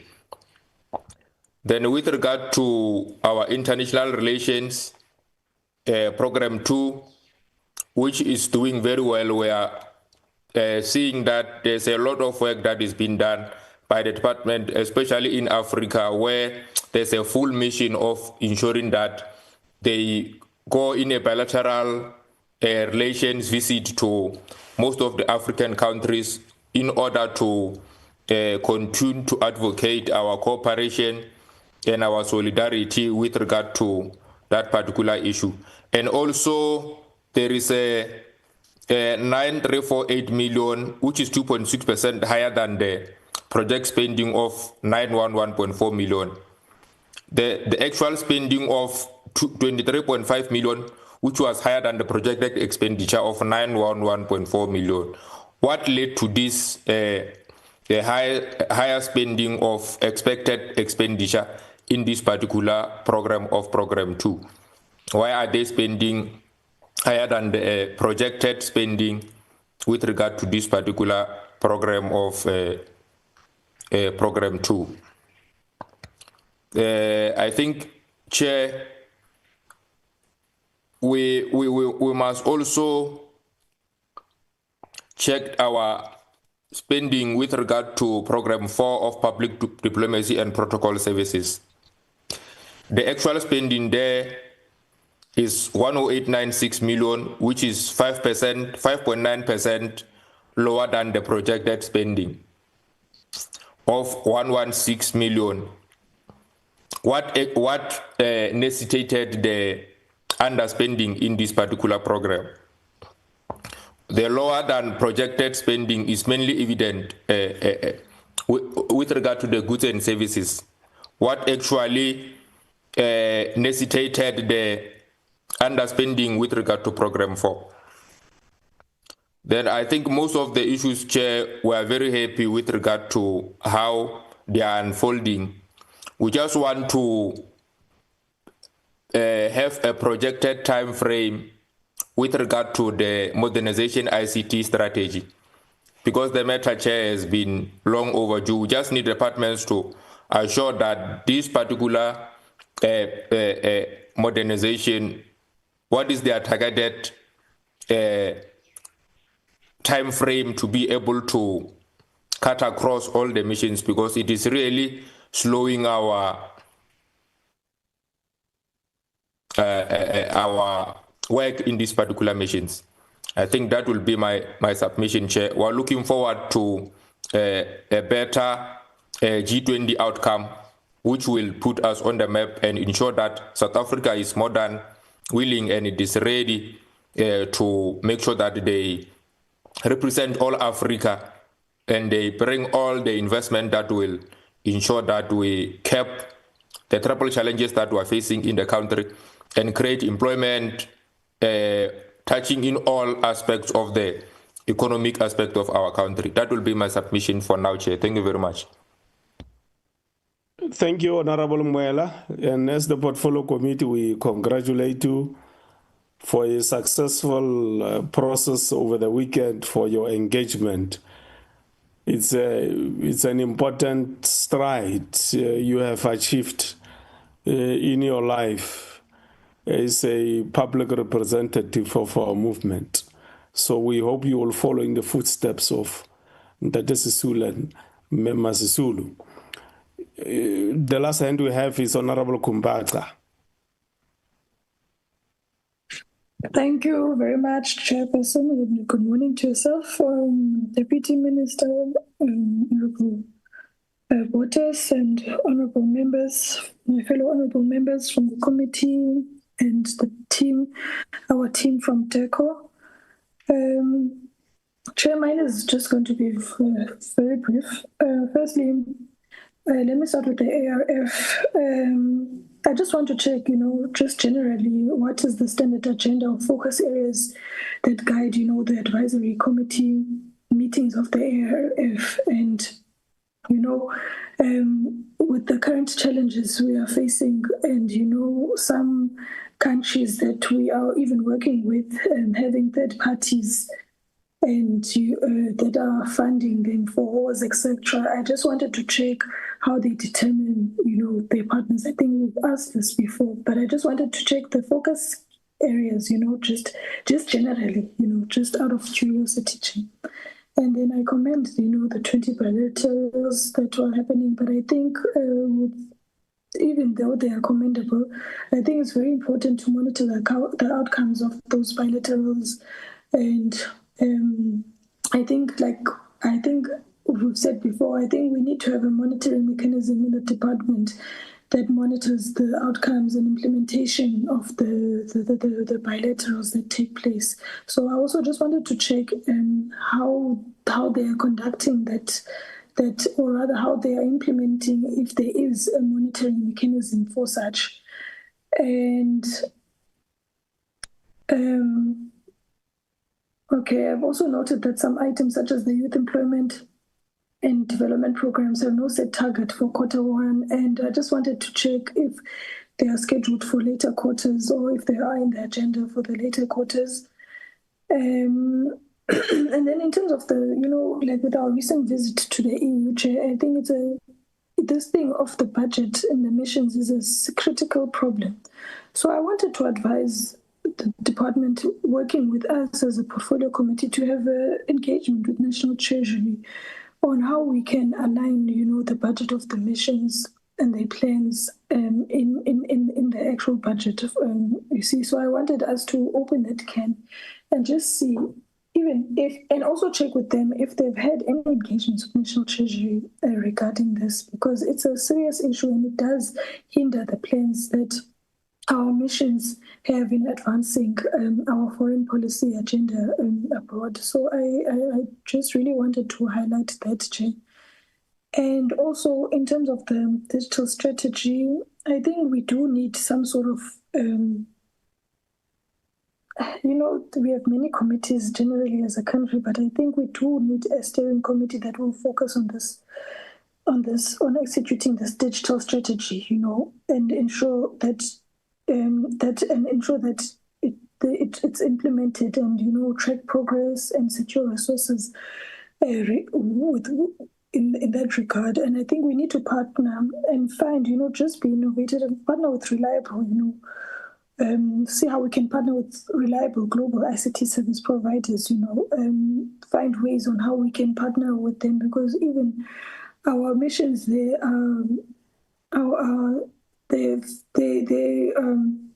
have many networks even themselves, so we can find just ways on how we can leverage on those opportunities that they have abroad in partnering, with reliable ICT service providers, Chair. But yeah, that's it from my side, Chair. Thank you. Thank you very much, Honorable Kumbacha, and the rest of the honorable members. That was the last hand, according to my screen here.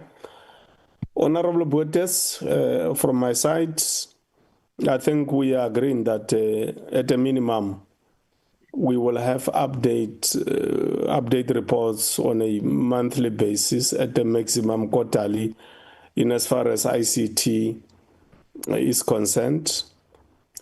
Secondly, I think it will be important, after our oversight in the Pan-African Parliament in Midrand, the Department and Public Works did explain to us that everything is on track and the construction is likely to start in January. So I'm going to suggest that we also get quarterly update reports on that construction project, so that we can save the money which is currently going towards the Gallagher estate. And the third matter, we want to thank you for the support you gave to us when we convened the meeting with the ambassadors domiciled in South Africa, of Africa. And arising from that meeting, there's an agreement, Honorable Botes, with the ambassadors, that we will now have a AAAM, which is annual Africa Missions meeting, which will be where it was held annually in October, because everybody welcomed that particular meeting. Linked to that, please, Honorable Botes, make it your responsibility to meet regularly with the deans of ambassadors, because there are many issues they have raised with us, which I think should be attended to by the department. They are also requesting that they must have easy access of communication and meetings with the department. So if that could be attended to, it's an easy thing to deal with, because it's also about our reputation as a country. Thank you very much, Derko, for the manner in which you helped us, particularly with Laura accompanying us to execute our mission in doing oversight in the European Union over the last 6 days. Thank you very much. And this was our pilot. So going forward, Honorable Botes, we are going to adopt this approach for our oversight. It's now going to be regional. So it's going to be on an annual basis.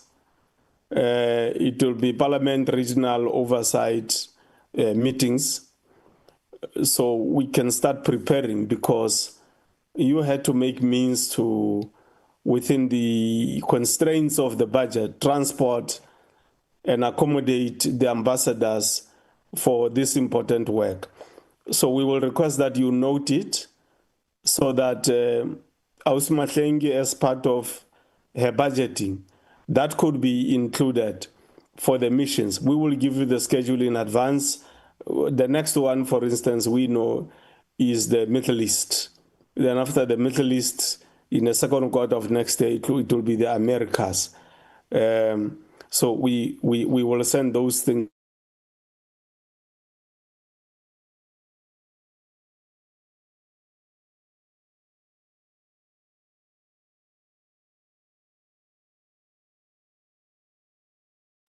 I think the chair has connection issues.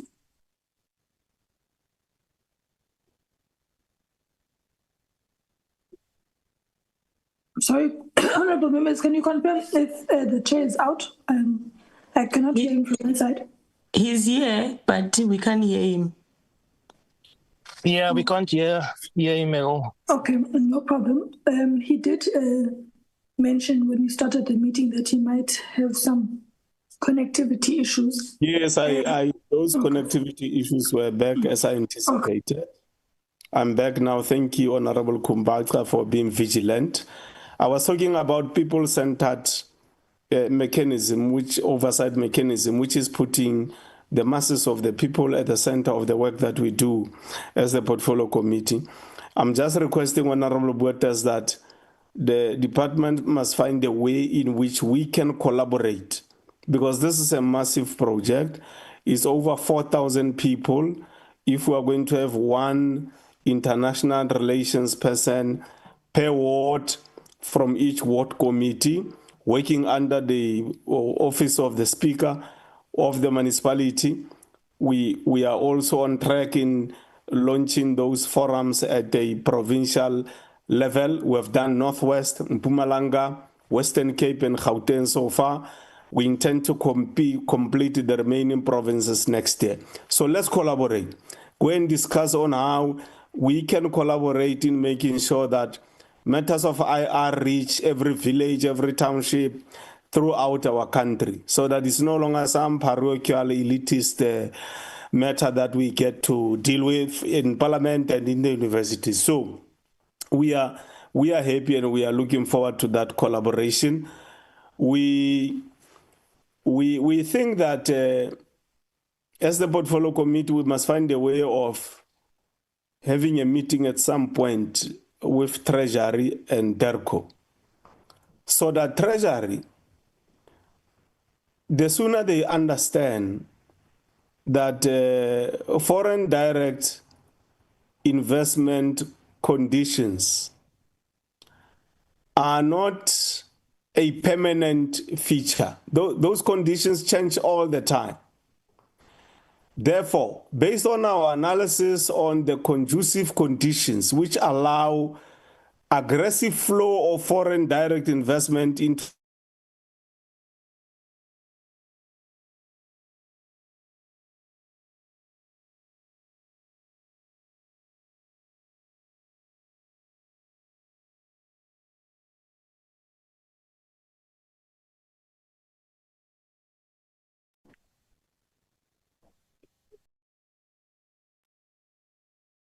Okay, I think the chair into the country.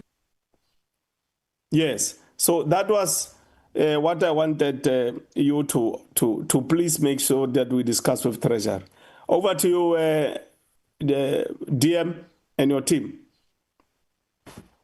Thank you very much, Honorable Chairperson. The Chief Financial Officer will lead our response. Mabaloy will follow. And the Deputy Director General will then conclude, and I'll obviously just give some high-level interventions. Over to you, CFO. Thank you, DM. Let me first thank all the members for their contributions to today's engagements, and also the proposals that are put on the table. Very much welcome, and we will explore them.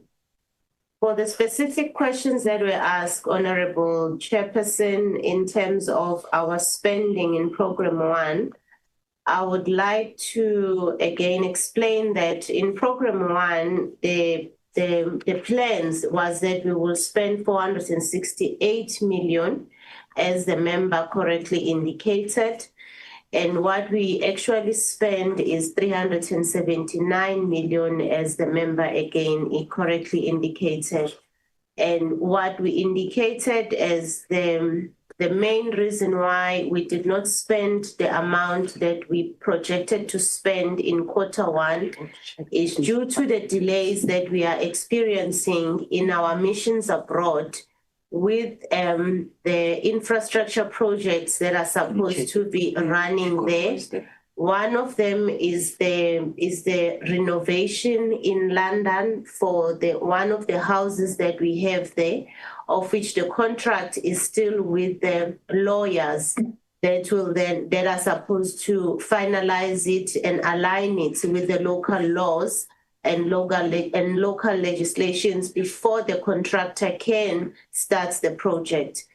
And the other project that is delayed is a construction project in New Delhi, where we had to re-advertise the project or re-advertise the bid, and our team is they are on their way to New Delhi today, because there is the opening of the tender documents that will take place next week as soon as they touch the ground, together with the National Treasury team from the GTEC side. They are going to do that part. So with those two delays in our infrastructure projects, that is why you see the underspending, because our plans was that by this time, the construction in Delhi would have started, as well as the major renovations in one of the houses in London would have started by now. Then in program 2, the overspending that we are experiencing here is mainly the foreign exchange fluctuation, which I will talk to it towards the end of my responses, Honorable Chair. Then in program 4, the underspending that we are experiencing there is basically because of the G20 expenditure. What we have done when we were doing our plans for Q1, we have then allocated the spending for G20 based on the milestones. However, we are experiencing a slight challenge with the achievement of all the milestone. As a result, we are behind the schedule. So if we are behind the schedule with the milestone, obviously the payments as well will not flow out until those milestones are met. So that is why we are underspending in program 4, but they have since catch up with their schedule, which now we are spending as we should. With the COE as well, the spending there is the issue of the exchange rate, and also the insufficient budget that we've been talking about to the Honorable Chair and the Honorable Committee, which I will also cover a bit later in my response.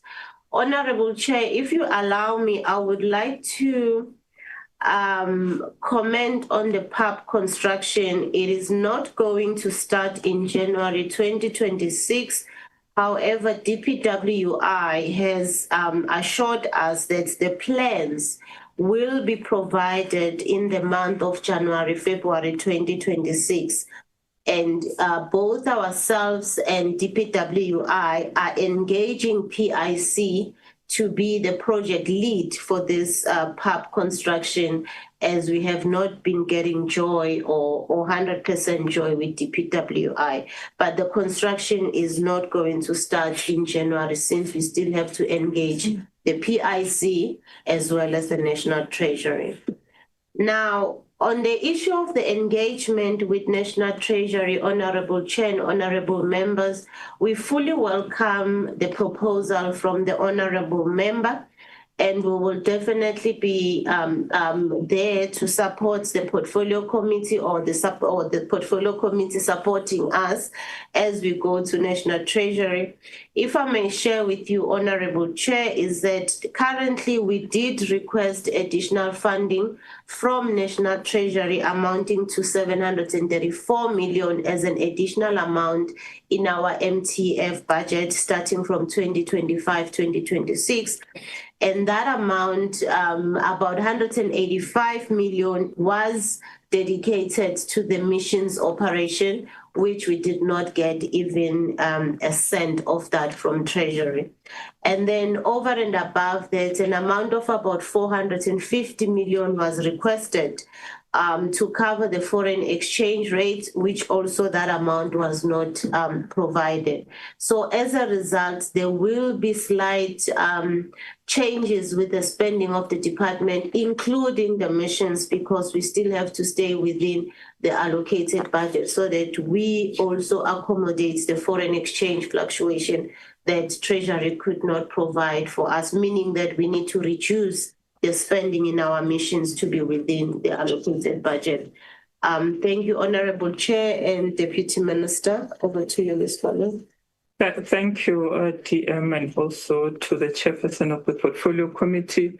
I will respond in terms of the issues regarding the planning and also monitoring and evaluation in terms of our APP and also the report that we've actually given today. You will remember, honorable members, that in the last meeting that we had, the AG commented the department from moving from the report base that we were actually having in the last financial year, which was 2425, and we were in terms of how we are approaching our planning. And even when I started, I also commented the Portfolio Committee for continuously giving us the inputs in terms of improving our planning methods. So for the financial year 25-26, we've actually improved substantially, as mentioned also by the AG in the last meeting. And I've also, as I began, I also highlighted some of the issues that we are seeing with the current planning that we are currently having.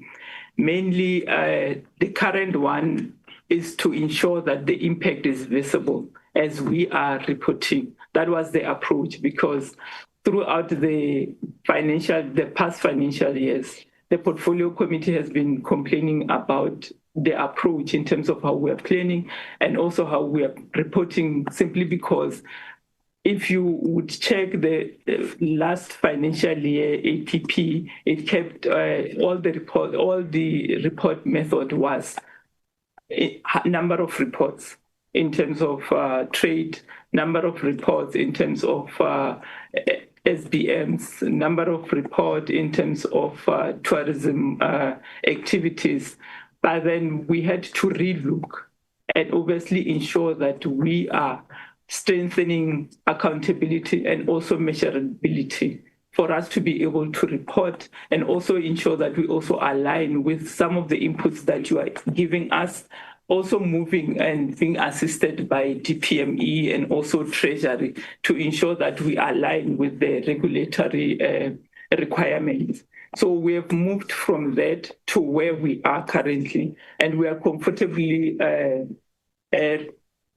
sitting where we are with knowing that the reports that we are giving to the Portfolio Committee are able to show the impact that has always been required.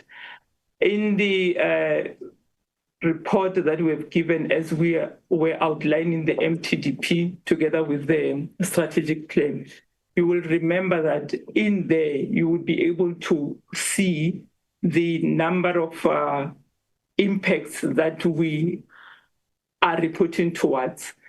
Some towards the issues of the tourist arrivals, which the target is around 15 million for the next 5 years, because I'm talking about the MTDP. So as we report those activities that we are reporting on, Honorable Mhlongo, you will realize that those are then, we are able to then align and ensure that the impact moves towards the target that we have set and maybe even surpass. So the current method that we are using in terms of planning and also reporting is assisting us substantially in terms of moving from reporting basis to impact base, which where we are sitting, we are comfortable because we have tested it with DPME with Treasury, and also AG mentioned it in the last in the last meeting that we had with yourselves.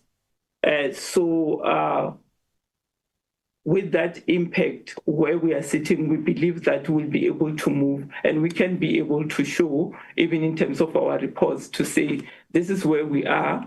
The activities that the mission had undertook, they are able to show how we are actually benefiting as a country, obviously, and also as a department through that, through the reports that we'll be giving to yourselves on a quarterly basis. And then Honorable Kumbaka asked about the targets with regard to youth employment. The youth employment target in terms of the APP 25-26, we're only reporting during the second quarter and also the fourth quarter. So it enables us an ability, as we are employing the youth, we are able to see how we've improved. You will also, as I can mention, you also remember that, Honorable Member, this we brought in simply because one of the inputs that was brought in by the Portfolio Committee was to say, we never see the youth employment through the department. What is it that you are doing? And we had to also bring in that target into the APP so that we can be able to account to yourselves as we are moving in terms of reporting. Thank you, Chair, and also DM. I think I've tried to outline our reporting method and approach for the 2025 and 2026 to ensure that we move from the report base to the impact that the Portfolio Committee has always been complaining about. Thank you. Thank you, Chair, Honorable Chair, and Honorable Members, DM. I first want to acknowledge two inputs that we fully support as DERCO. The first one is what the CFO was alluding to regarding a possible meeting with National Treasury. We deeply appreciate this from the Portfolio Committee because we've been knocking on their doors. But I think with your support, hopefully there will be some progress because the department is bleeding in terms of capacity and in terms of funding for our operations. You would have witnessed this. So we certainly welcome this. And I also note Honorable Muyela's acknowledgement that in as much as during the oversight visit, there were ICT-related challenges that were picked up, but he did note that the strategy that we have in place is solid enough to address the shortcomings, and he expressed support for it. So we welcome that as well. And I, at the same time, want to acknowledge the chairperson's directive that we report progress back to the Portfolio Committee on a regular basis. I think the chair said monthly. Not sure that monthly you'll be able to track movement because these projects too have a lot of complexity built into the milestones, but we certainly will meet that directive and update. Madam Nyala? Yes. Monthly is minimum. I said minimum monthly, maximum quarterly. 100%, Honorable Chair. Yes. We certainly welcome that. Thank you very much. I want to just give color to the last input by the acting COO on youth programs, in line with now the target that's been built into our APP as we're reporting on it. Honorable Chair, just perhaps to remind the Honorable Chair and Honorable Members that we've brought back the cadet program and the internship program without funding from government or National Treasury, precisely because we are alive to the unemployment, in particular youth unemployment challenge in our country, and the expectation from Parliament and broadly the President that we all as a government department needs to contribute towards employing young people. We've partnered with the private sector and other agencies to bring back these important programs to bring in fresh talent into the system, in particular young people. So I do think that there is movement in that particular regard. Another point that I thought I should just put color on, Honorable Chair, is on the impact of the activities and programs that we are implementing as a department through our missions as well. Perhaps just as a reminder to the Honorable Chair that you don't find trade attaches at our missions currently. There's zero. So there's nobody who's handling the economic diplomacy file in all our missions from DTIC. At the same time, you also don't have tourism officials meant to do tourism promotions at our missions.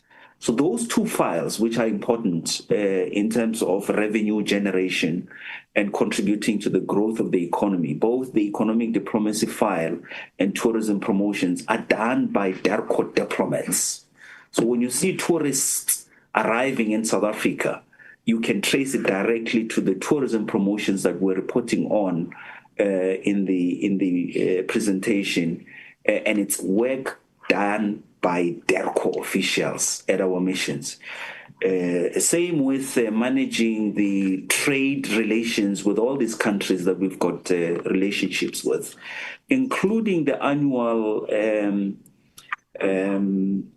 investment conference that the president hosts. You will notice that whenever that conference takes place, there are strategic countries that are targeted, and we invite the ambassadors, South African ambassadors from those countries to be part of the investment conference, because after the pledges are made, they have the responsibility to do follow-up work with the companies that would have made pledges to ensure that implementation takes place.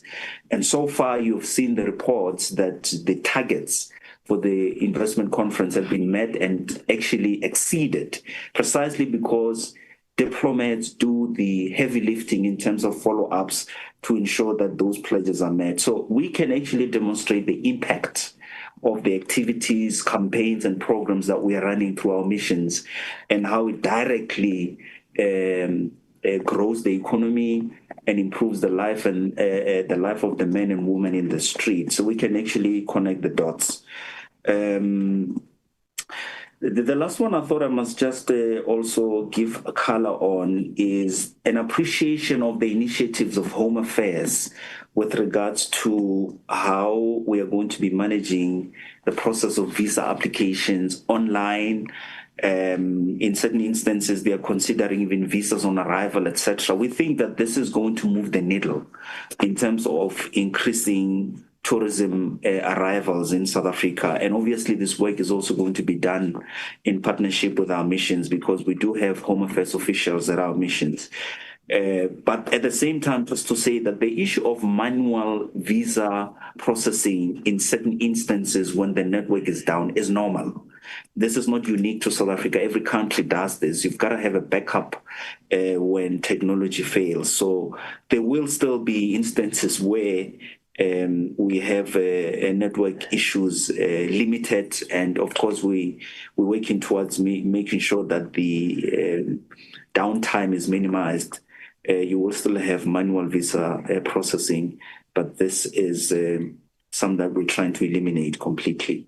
And perhaps just as a last point, DM, the issue of the external steering committee, or just the steering committee on ICT projects, we can report to the portfolio committee that, in fact, in line with best practice, we have now done something that DERCO has never done previously, which is to appoint an external chairperson of the ICT steering committee. I met with the lady yesterday. She's an expert. She's chaired a number of ICT steering committees in other government departments and entities, even in the private sector. So we're bringing somebody who's an expert who's going to work with our team to ensure that we build on the momentum on ICT projects, complete them, but ensure that the department benefits from the technology that we are bringing into the environment. And I also note the request to meet regularly with deans of the regional blocks from the diplomatic corps. It's something that we'll work with our principals to coordinate from the state protocol team so that we ensure regular interaction between our leadership and the diplomatic corps. Thank you very much, dear. Thank you very much, DDG Manela. Honorable Chairperson, the following is just a few of my interventions. Let me also congratulate Honorable Moela for his destiny with future. So he has our unqualified support for this important endeavor. Honorable Chair, I think on the matter about the hosting agreement and the infrastructural developments as it relates to the Pan-African Parliament, I think it is quite important that there should be a support for our engagements with public works and infrastructure because ordinarily, Chair, it has become a key area of concern. And I think we would want to appreciate from the executive if members of the portfolio committee can, of course, also have engagements with the particular department. I think that will be highly appreciated. Chair, I think on the matter raised by Honorable Douglas, the importance of our G20 presidency, Chair, the one issue where you can relate tangibly with what we are doing and what is the likely outcomes in the future is with the Cost of Capital Commission. And it has a relationship in relation to our own economic ambitions, Chairperson. Because, Chair, you would recall that the size of the South African economy stands at 7.5 trillion rand.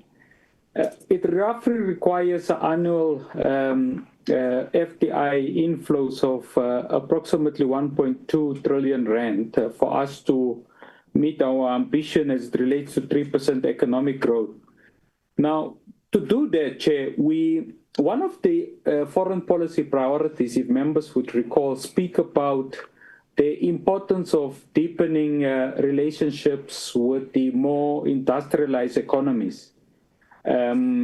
Because you can't, as a developing economy, grow without industrialized economies being the catalyst for that.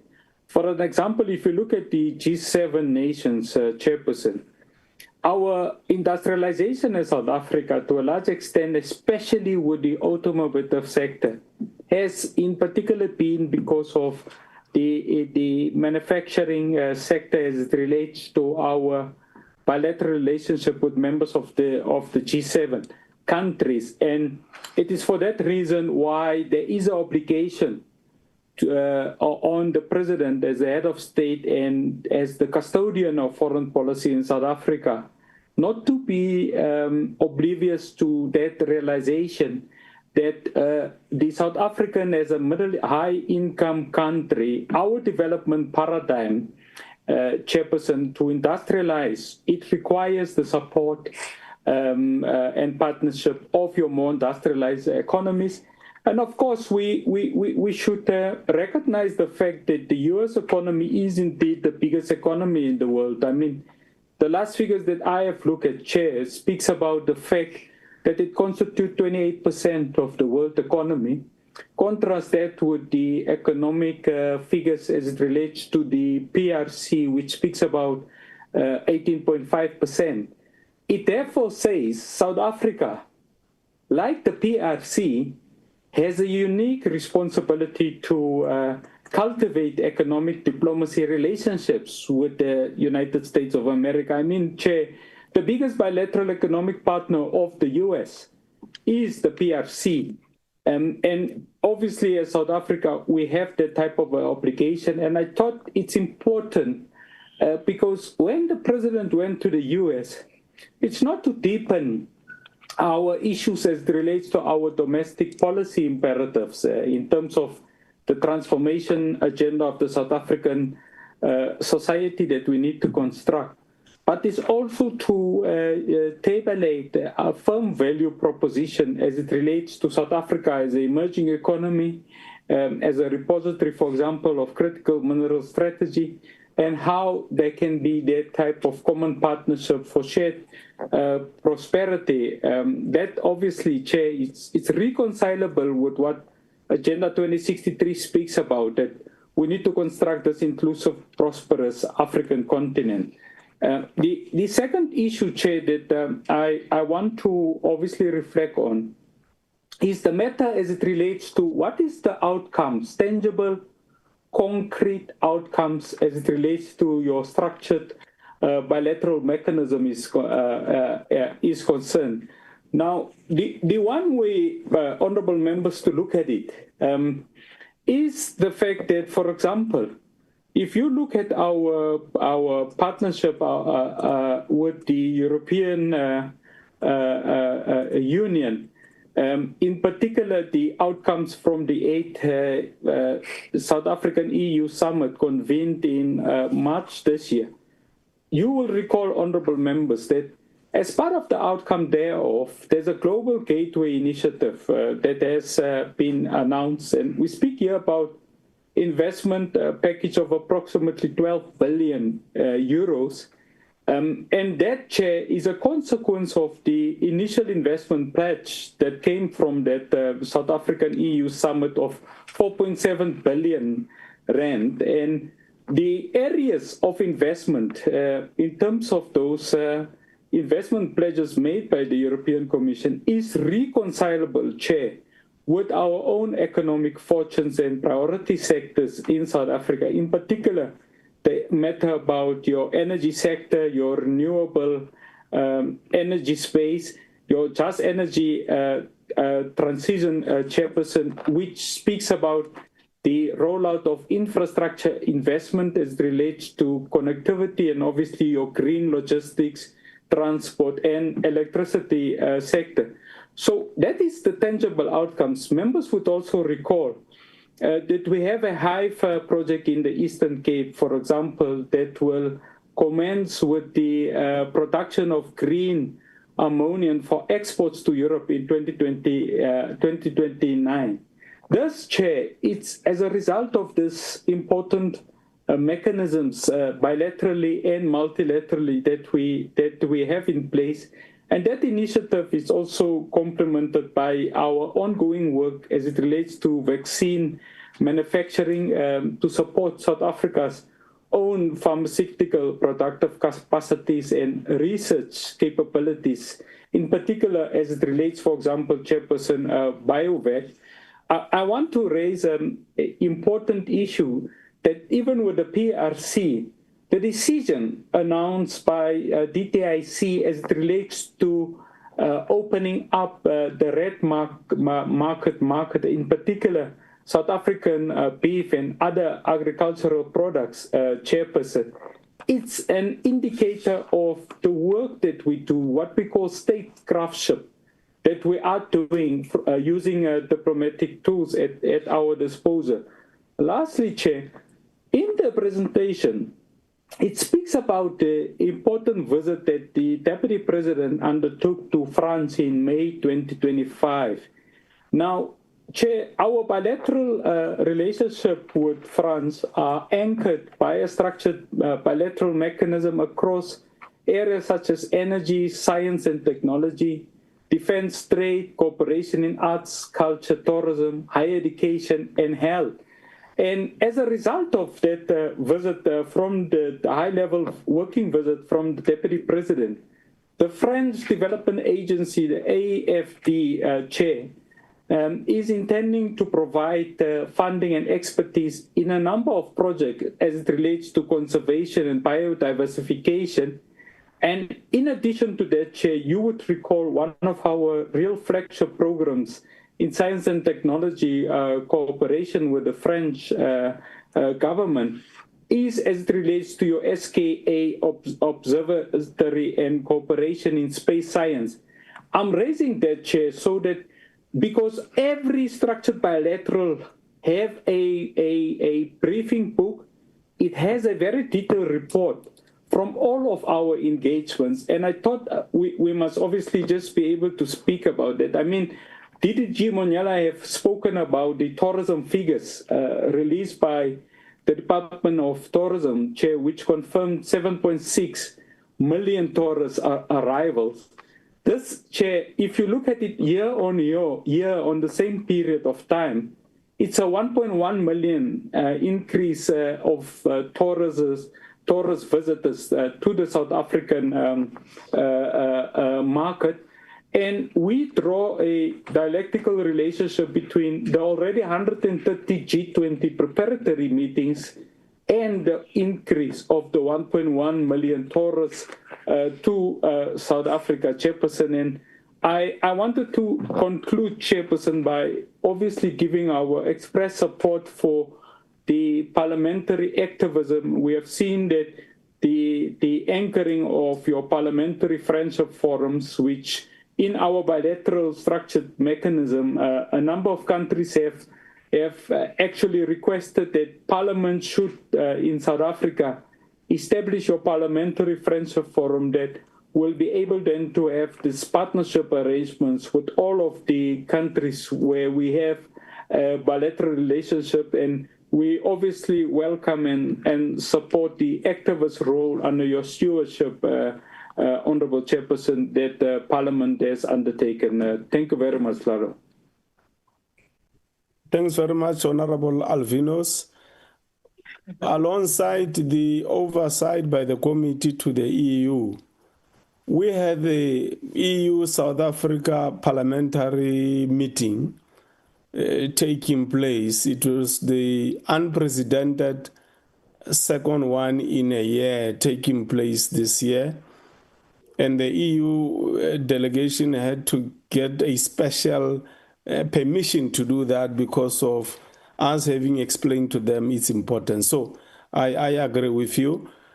Secondly, just remember, Derko, that one of the things we are trying to push with the Speaker to include in the rules is for Parliament to receive every 6 months a report on multilateral and bilateral agreements implementation, which the Speaker, just like she does with some reports, including finance reports, which are referred to the relevant portfolio committee. That report will be referred by the Speaker to the relevant portfolio committee, which is us. We will then take it to the masses of the people of South Africa and then come back to Parliament to report, debate, and then have resolutions. So those are some of the things to make sure that we can concretize and make tangible the outcomes of the work that is being done in the missions and the bilateral meetings and multilateral meetings which are taking place between South Africa, other member states, and global organizations of governance. So that's coming. It's in the pipeline. Regarding G20 DM, there's Senegal is asking our office about the G20 attendance by them, embassy, and so on. Maybe you should take up that matter with them.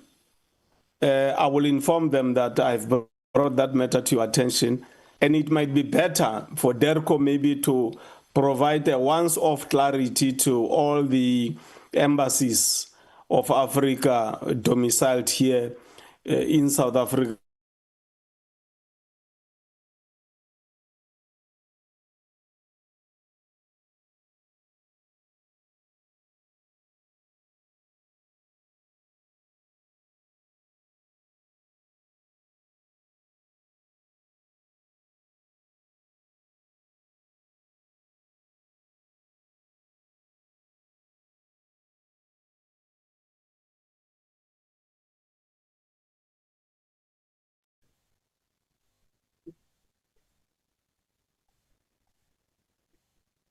I'm not sure if the chair is permanently gone now or.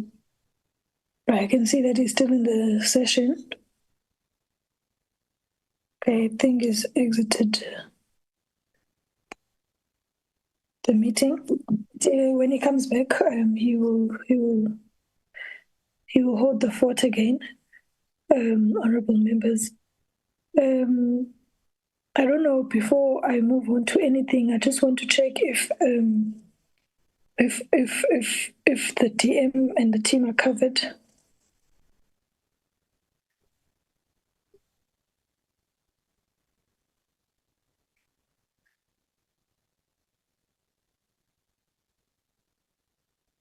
Absolutely, Chairperson. We are really well placed with the critical questions that the PC have raised and tabled today. And I think there is a common undertaking that we will continue to work hand in hand with the Portfolio Committee of Parliament.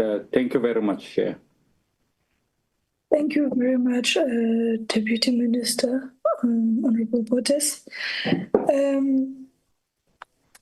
Thank you very much. And honorable members, I hope you're all covered. Okay, I see Honorable Chairperson just got into the meeting. Honorable Chair, yeah, you may please take the baton. Thank you.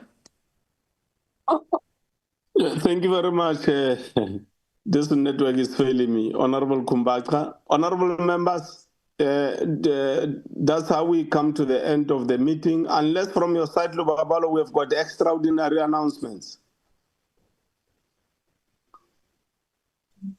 Thank you, Chairperson.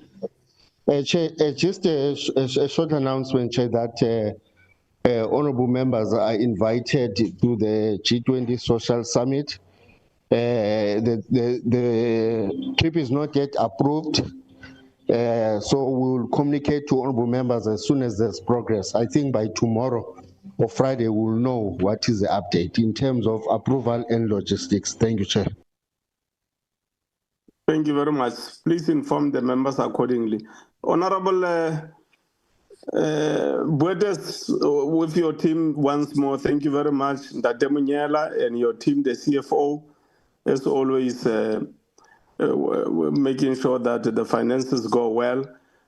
The people of South Africa, we really appreciate your ears and eyes for continuing to be part of the proceedings of these engagements, mandate and accountability between us and DERCO, the fourth estate, which is the media. Thanks very much for continuing to do coverage of the proceedings. And thanks the technical team of Parliament and the Portfolio Committee for ensuring that transmission is seamless. It was only from my side because I'm in an area of low fiber network. But here we are, we have made it. This is how we come to the end of the meeting. Moiluop, Saman Sentle, Ambane Kahle, Aban Baseka, Realebo.